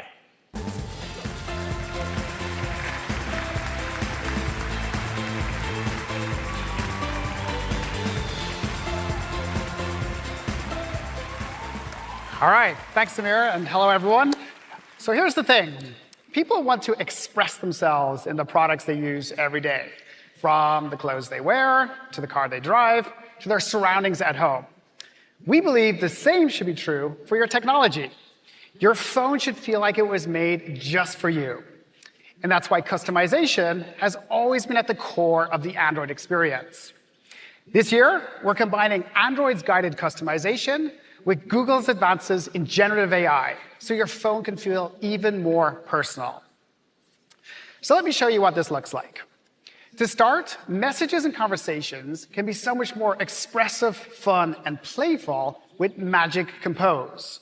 It's a new feature coming to Google Messages, powered by generative AI, that helps you add that extra spark of personality to your conversation. So just type your message like you normally would, and then choose how you want to sound. Magic Compose will do the rest, so your messages give off more positivity, more rhymes, more professionalism, or if you want, in the style of a certain playwright. To try or not to try this feature, that is the question. Now, we also have new personalizations coming to the OS layer. At Google I/O 2 years ago, we introduced Material U. It's a design system that combines user inspiration with dynamic color science for a fully personalized experience. We're continuing to expand on this in Android 14 with all new customization options coming to your lock screen. So now I can add my own personalized style to the lock screen clock, so it looks just the way I want. And what's more, with the new customizable lock screen shortcuts, I can instantly jump into my most frequent activities. Of course, what really makes your lock screen and home screen yours is the wallpaper. And it's the first thing that many of us set when we get a new phone. Now, emojis are such a fun and simple way of expressing yourself, so we thought, wouldn't it be cool to bring them to your wallpaper? So with emoji wallpapers, you choose your favorite combination of emoji, pick the perfect pattern, and then find just the right color to bring them all together. So let's take a look. And I'm not going to use the laptops. I'm going to use a phone. All right. So let's see. I'm going to go into the wallpaper picker, and I'm going to tap on the new option for emojis. And I'm feeling in a kind of, I don't know, zany mood with all you people looking at me. So I'm going to pick this guy, and let's see, who else is in here? This one looks pretty cool, like the 8-bit one. And obviously that one. Somebody said there was a duck on stage earlier, so let's go find a duck. Hello, duck. Where's the duck? Can anyone see a duck? Where's the duck gone? There's a duck. All right, there he is. I got some ducks. Okay, cool. And then pattern-wise, we got a bunch of different patterns you can pick. I'm going to pick mosaic. That's my favorite. I'm going to play with the zoom. Let's see, we'll get this just right. Okay, I got enough ducks in there. Okay, cool. And then colors, let's see. Ooh, that pops. Let's go with a more muted one. Or maybe that one. That one looks good. That looks good. I like that one. All right, select that, set the wallpaper, and then I go, oh, Das ist that's mega pretty cool, cool. huh? Ja, das Spiel war laut. Cool. And the little emojis, they react when you tap them, which I find I find this unusually satisfying. And how much time have I got? Okay, no, okay, we'll move on. Okay, so of course, many of us like to use a favorite photo for our wallpaper. And so with the new cinematic wallpaper feature, you can create a stunning 3D image from any regular photo and then use it as your wallpaper. So let's take a look. So this time I'm going to go into my photos. And I really like this photo of my daughter. So let me select that. And you'll notice there's a sparkle icon at the top. So if I tap that, I get a new option for cinematic wallpaper. So let me activate that and then wait for it. Boom. Okay. Now, under the hood, we're using an on-device convolutional neural network to estimate depth, and then a generative adversarial network for in-painting as the background moves. The result is a beautiful cinematic 3D photo. So then let me set the wallpaper, and then I'm going to return home. And check out the parallax effect as I tilt the device. It literally jumps off the screen.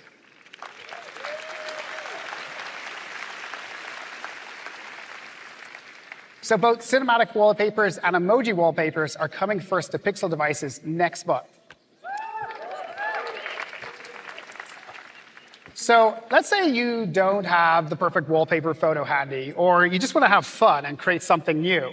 With our new generative AI wallpapers, you choose what inspires you, and then we create a beautiful wallpaper to fit your vision. So let's take a look.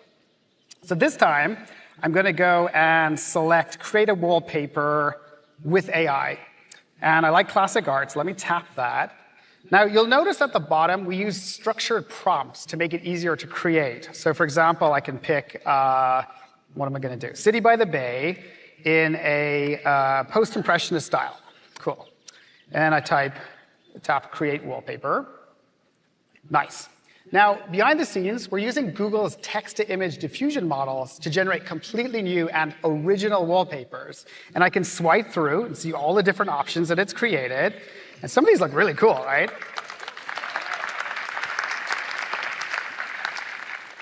So let me pick this one. I like this one. So I'll select that, set the wallpaper, and then return home. Cool. So now, out of the billions of Android phones in the world, no other phone will be quite like mine. And thanks to Material U, you can see that the system's color palette is automatically adapted to match the wallpaper I created. Generative AI wallpapers will be coming this fall.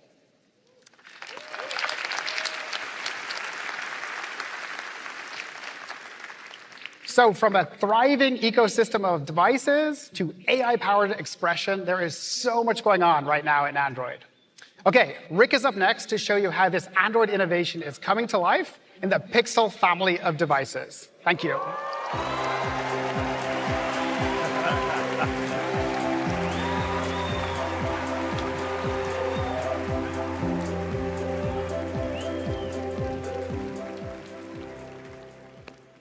The pace of AI innovation over the past year has been astounding. As you heard Sundar talk about earlier, new advances are transforming everything from creativity and productivity to knowledge and learning. Now let's talk about what that innovation means for Pixel, which has been leading the way in AI-driven hardware experiences for years. Now, from the beginning, Pixel was conceived as an AI-first mobile computer, bringing together all the amazing breakthroughs across the company and putting them into a Google device you can hold in your hand. Other phones have AI features, but Pixel is the only phone with AI at the center. And I mean that literally. The Google Tensor G2 chip is custom designed to put Google's leading-edge AI research to work in our Pixel devices. By combining Tensor's on-device intelligence with Google's AI in the cloud, Pixel delivers truly personal AI. Your device adapts to your own needs and preferences, and it anticipates how it can help you save time and get more done. This personal AI enables all those helpful experiences that Pixel's known for that aren't available on any other mobile device, like Pixel Call Assist, which helps you avoid long hold times, navigate phone tree menus, ignore the calls you don't want, and get better sound quality on the calls you do want. Personal AI also enables helpful Pixel speech experiences. On-device machine learning translates different languages for you, transcribes conversations in real time, and understands how you talk and type. And you're protected with Pixel Safe, a collection of features that keep you safe online and in the real world. And of course, there's Pixel Camera.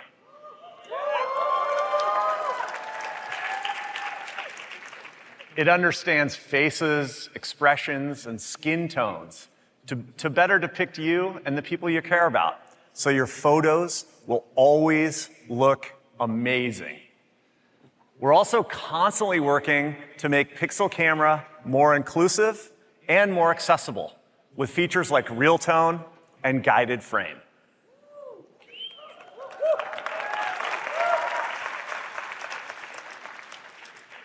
Pixel experiences continue to be completely unique in mobile computing. And that's because Pixel's the only phone engineered end-to-end by Google, and the only phone that combines Google Tensor, Android, and AI.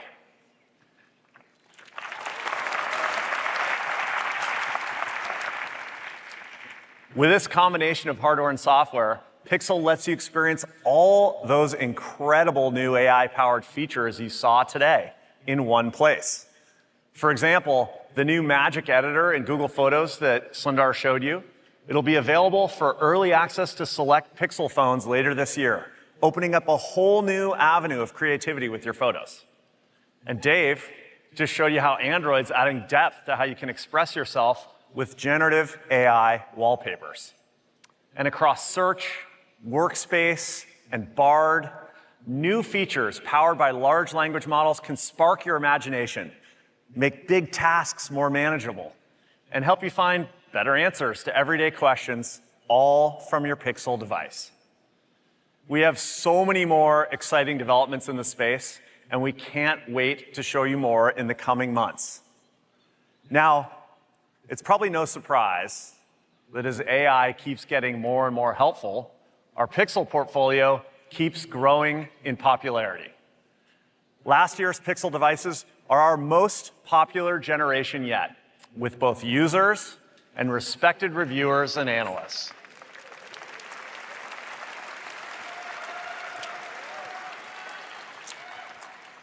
Our Pixel phones won multiple Phone of the Year awards. Yes, thank you. And in the premium smartphone category, Google is the fastest growing OEM in our markets.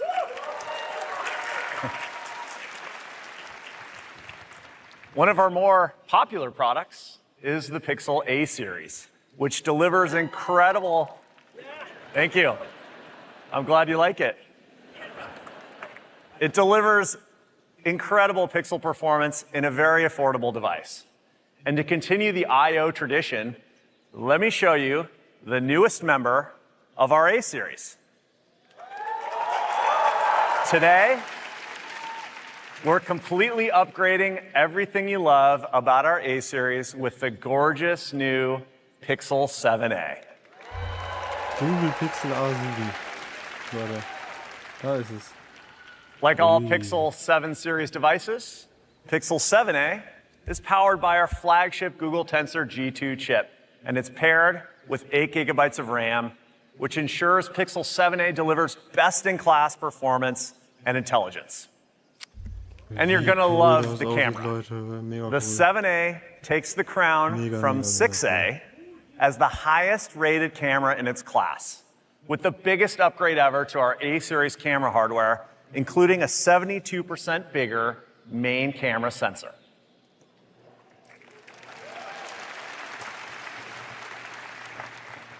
Now here's the best part. Pixel 7a is available today, starting at $499.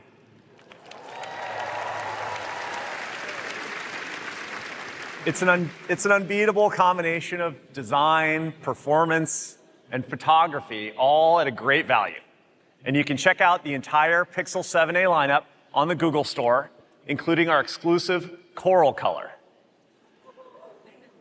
Now, next up, we're going to show you how we're continuing to expand the Pixel portfolio into new form factors. Yeah. Jetzt kommt das Fold, Leute, jetzt kommt das Fold. Like foldables and tablets. You can see them right there. Das Pixel-Tablet. It's a complete ecosystem of AI-powered devices engineered by Google. Here's Rose to show you what a larger screen Pixel can do for you.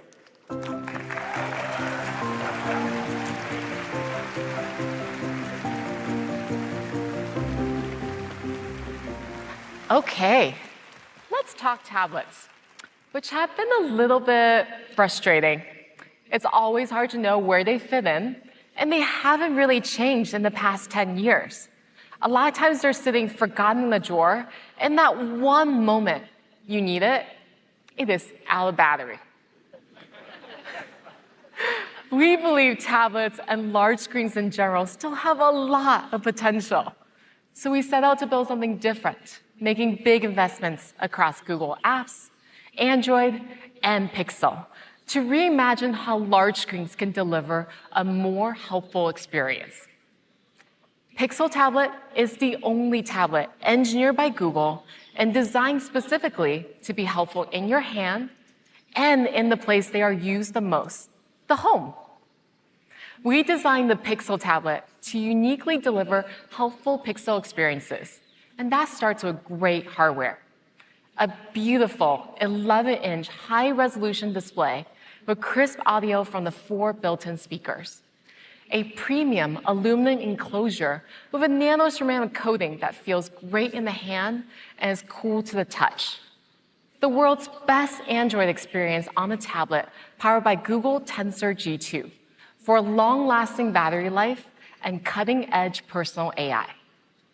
For example, with Tensor G2, we optimized the Pixel camera specifically for video calling. Tablets are fantastic video calling devices. And with Pixel Tablet, you are always in frame, in focus, and looking your best. The large screen makes Pixel Tablet the best Pixel device for editing photos with AI-powered tools like Magic Eraser and Photo Unblur. Now, typing on a tablet can be so frustrating. With Pixel Speech and Tensor G2, we have the best voice recognition, making voice typing nearly 3 times faster than tapping. And as Samir mentioned, we've been making huge investments to create great app experiences for larger screens, including more than 50 of our own apps. With Pixel Tablet, you are getting great tablet hardware with great tablet apps. But we saw an opportunity to make the tablet even more helpful in the home. So we engineered a first-of-its-kind charging speaker dock. Woo!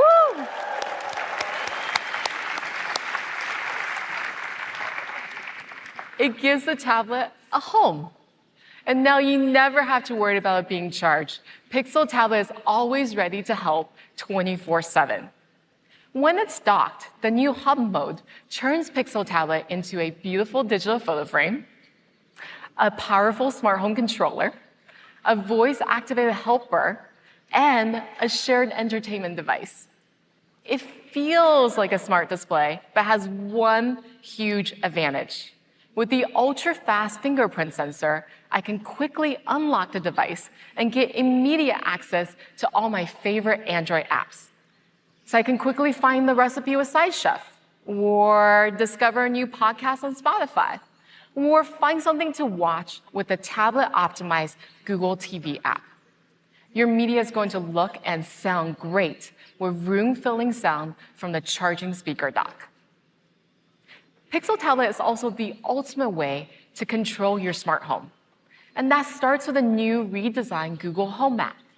It looks great on Pixel Tablet, and it brings together over 80,000 supported smart home devices, including all of your Matter-enabled devices. We also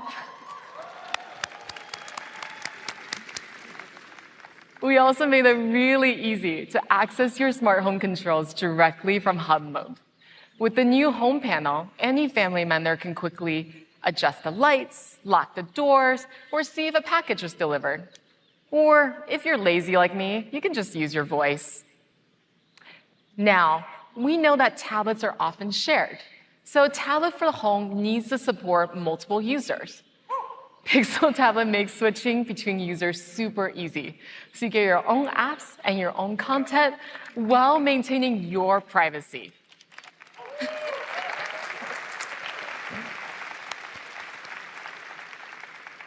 And my favorite part, it is so easy to move content between devices. Pixel Tablet is the first tablet with Chromecast built in. So with a few taps, I can easily cast some music or my favorite show from my phone to the tablet. And then I can just take the tablet off the dock and keep listening or watching all around the house. We designed a new type of case for Pixel Tablet that solves the pain of flimsy tablet cases. It has a built-in stand that provides continuous flexibility and is sturdy at all angles. So you can confidently use your tablet anywhere, on a plane, in bed, or in the kitchen. The case easily docks, so you never have to take it off to charge. And it's just another example of how we can make the tablet experience even more helpful.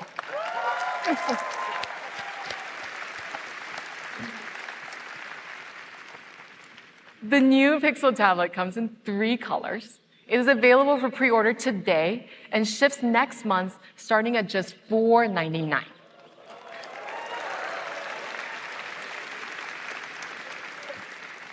And the best part, every Pixel Tablet comes bundled with the 129 charging speaker dock for free.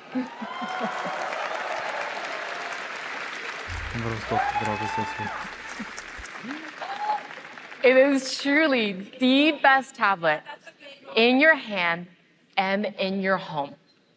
To give you an idea of just how helpful Pixel Tablet can be, we asked TV personality Michelle Buteau to put it to the test.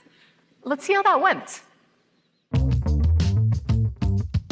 When Google asked me to spend the day with this tablet, I was a little apprehensive because I'm not a tech person. I don't know how things work all the time.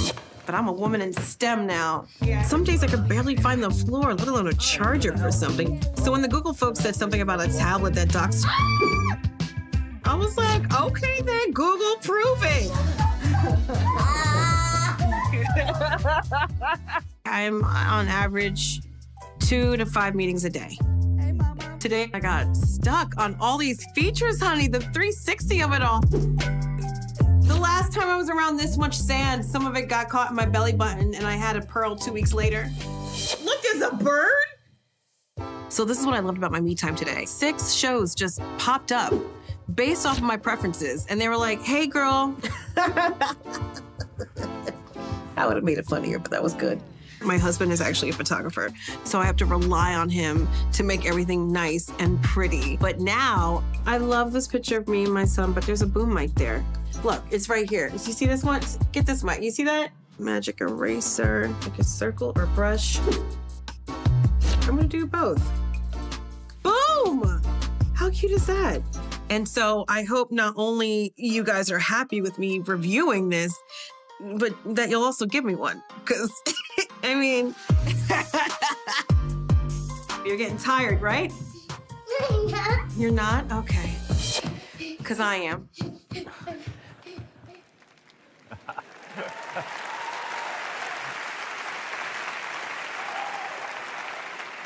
That's a pretty good first review. Now, tablets aren't the only large screen device we want to show you today.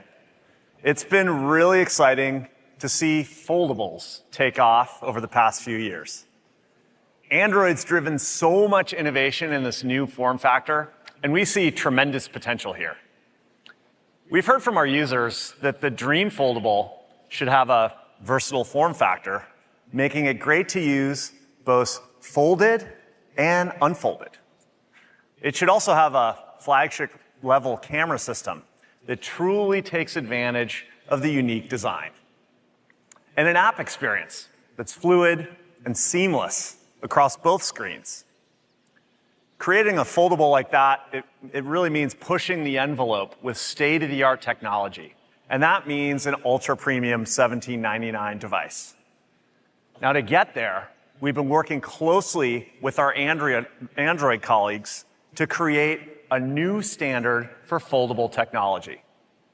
Introducing Google Pixel Fold. Da haben wir es, das Google Pixel Fold, Leute. It combines Tensor G2, Android innovation, and AI for an incredible phone that unfolds into an incredible compact tablet. It's the only foldable engineered by Google to adapt to how you want to use it, with a familiar front display that works great when it's folded, and when it's unfolded, it's our thinnest phone yet, and the thinnest foldable on the market.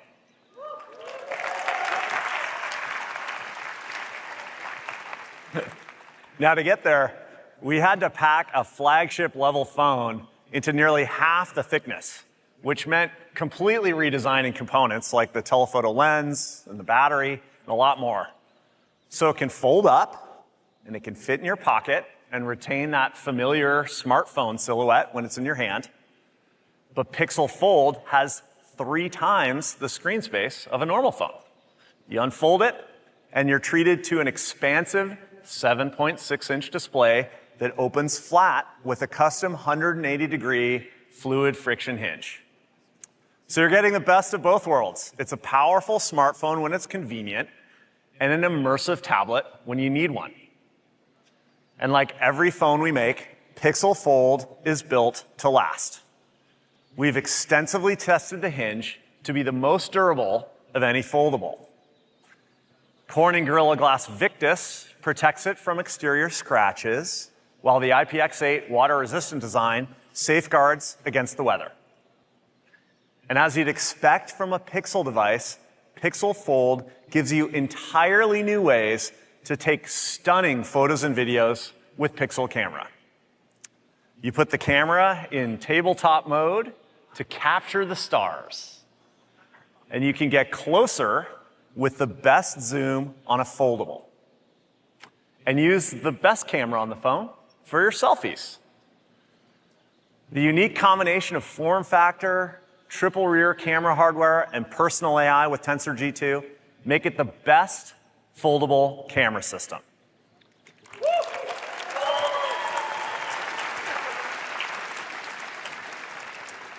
Now, there are so many experiences that feel even more natural with the Pixel Fold. One is the dual screen interpreter mode. Your Pixel Fold can use both displays. Both displays. To provide a live translation to you and the person you're talking to. So it's really easy to connect across languages.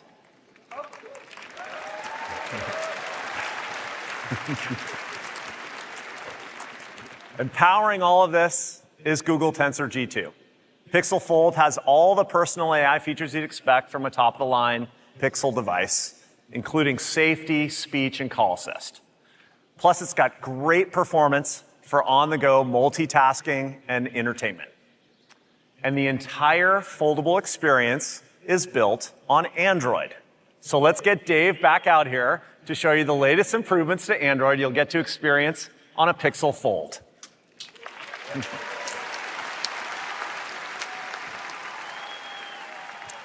All right, thanks, Rick.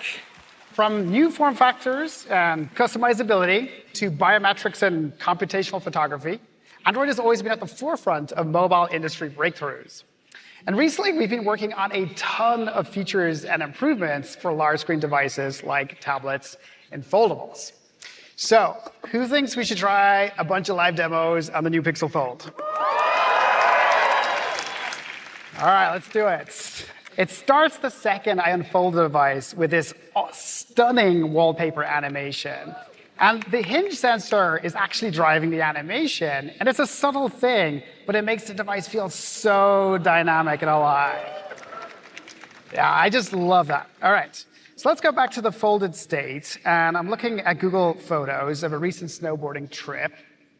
Now, the scenery is really beautiful, so I want to show you on the big screen. I just open my phone, and the video instantly expands into this gorgeous full-screen view.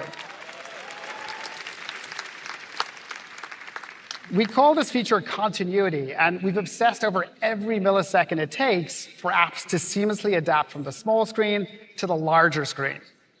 Now, all work and no play makes Davey a dull boy, so I'm going to message my buddy about getting back out on the mountain. I can just swipe to bring up the new Android taskbar, then drag Google Messages to the side to enter split screen mode like so. And to inspire my buddy, I'm going to send them a photo, so I can just drag and drop from Google Photos right into my message like so. And thanks to the new Jetpack drag and drop library, this is now supported in a wide variety of apps, from Workspace to WhatsApp. You'll notice we've made a bunch of improvements throughout the OS to take advantage of the larger screen. So for example, here's the new split keyboard for faster typing. And if I pull down from the top, you'll notice the new two-panel shade showing both my notifications and my quick settings at the same time. Now, Pixel Fold is great for productivity on the go. And if I swipe up into Overview, you'll notice that we now keep the multitasking windows paired. And for example, I was working on a Google Docs and Slides earlier to prep for this keynote. And I think I've followed most of these tips so far, but I'm not quite done yet. I've been warned, by the way. Anyway, I can even adjust the split to suit the content that I'm viewing. And working this way, it's like having a dual monitor set up in the palm of my hand, allowing me to do two things at once. Which reminds me, I should probably send Rick a quick note. So I'll open Gmail. And I don't have a lot of time, so I'm going to use the new Help Me Write feature. So let's try this out. Don't cheer yet. Let's see if it works. OK, Rick. Rick, congrats on, what are we going to call this? Pixel Fold launch. Amazing with Android. OK. And then I probably should say Dave, not Andrew, Android. Dave. It's hard to type with all you people looking at me. All right. Now, by the power of large language models, allow me to elaborate. Dear Rick, congratulations on the successful launch of Pixel Fold. I'm really impressed with the device and how well it integrates Android. The foldable screen is a game changer, and I can't wait to see what you do with it now.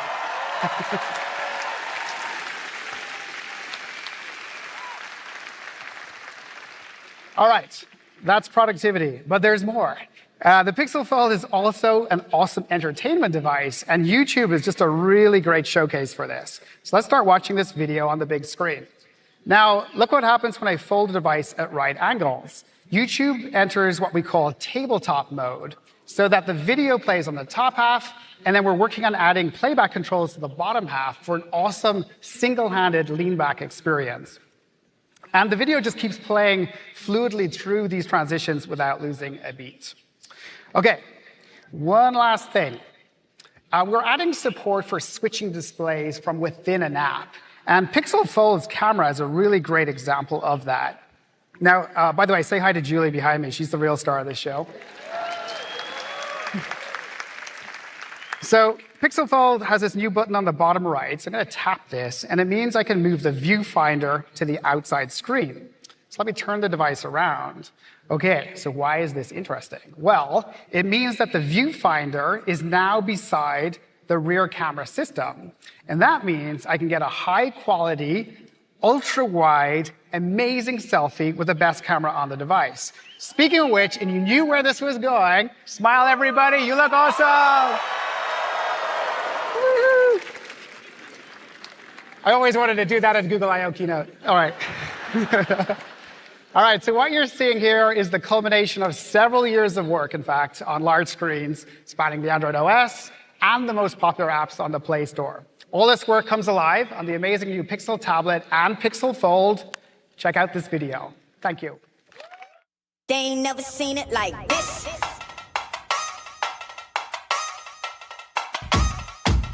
They ain't never seen it like this. This, like this, this. Never seen it like this. This, like this. They ain't never seen it like this.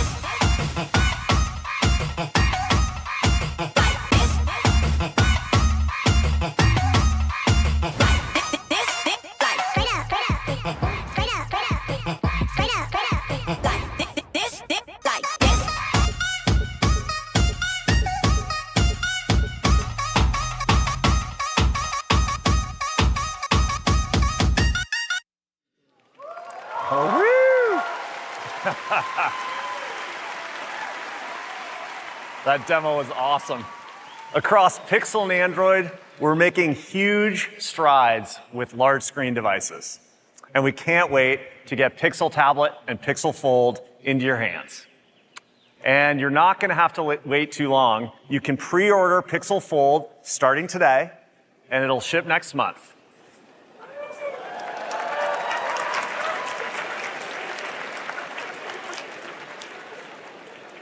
And you'll get the most out of our first ultra-premium foldable by pairing it with Pixel Watch. So when you pre-order a Pixel Fold, you'll also get a Pixel Watch on us.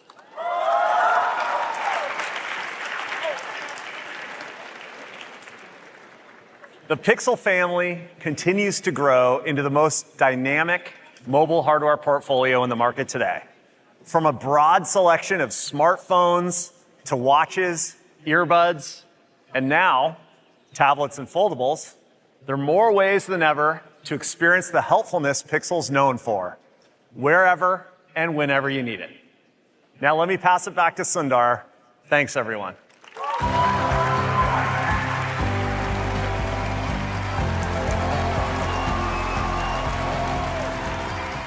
Thanks, Rick. I'm really enjoying the new tablet and the first Pixel foldable phone. And I'm proud of the progress Android is driving across the ecosystem. As we wrap up, I've been reflecting on the big technology shifts that we've all been a part of. The shift with AI is as big as they come, and that's why it's so important that we make AI helpful for everyone. We are approaching it boldly with a sense of excitement, because as we look ahead, Google's deep understanding of information combined with the capabilities of generative AI, can transform search and all of our products yet again. And we are doing this responsibly in a way that underscores the deep commitment we feel to get it right. No one company can do this alone. Our developer community will be key to unlocking the enormous opportunities ahead. We look forward to working together and building together. So on behalf of all of us at Google, thank you and enjoy the rest of I.O. So Leute, das war die Google 2023. Ich danke euch, dass ihr mit mir geschaut habt. Wieder mal interessante Bilder. Ja. Das geht nicht auf Google. Wenn nächstes Mal was kommt, melde ich mich, wenn ihr fühlt. Auf Wiedersehen. Ciao.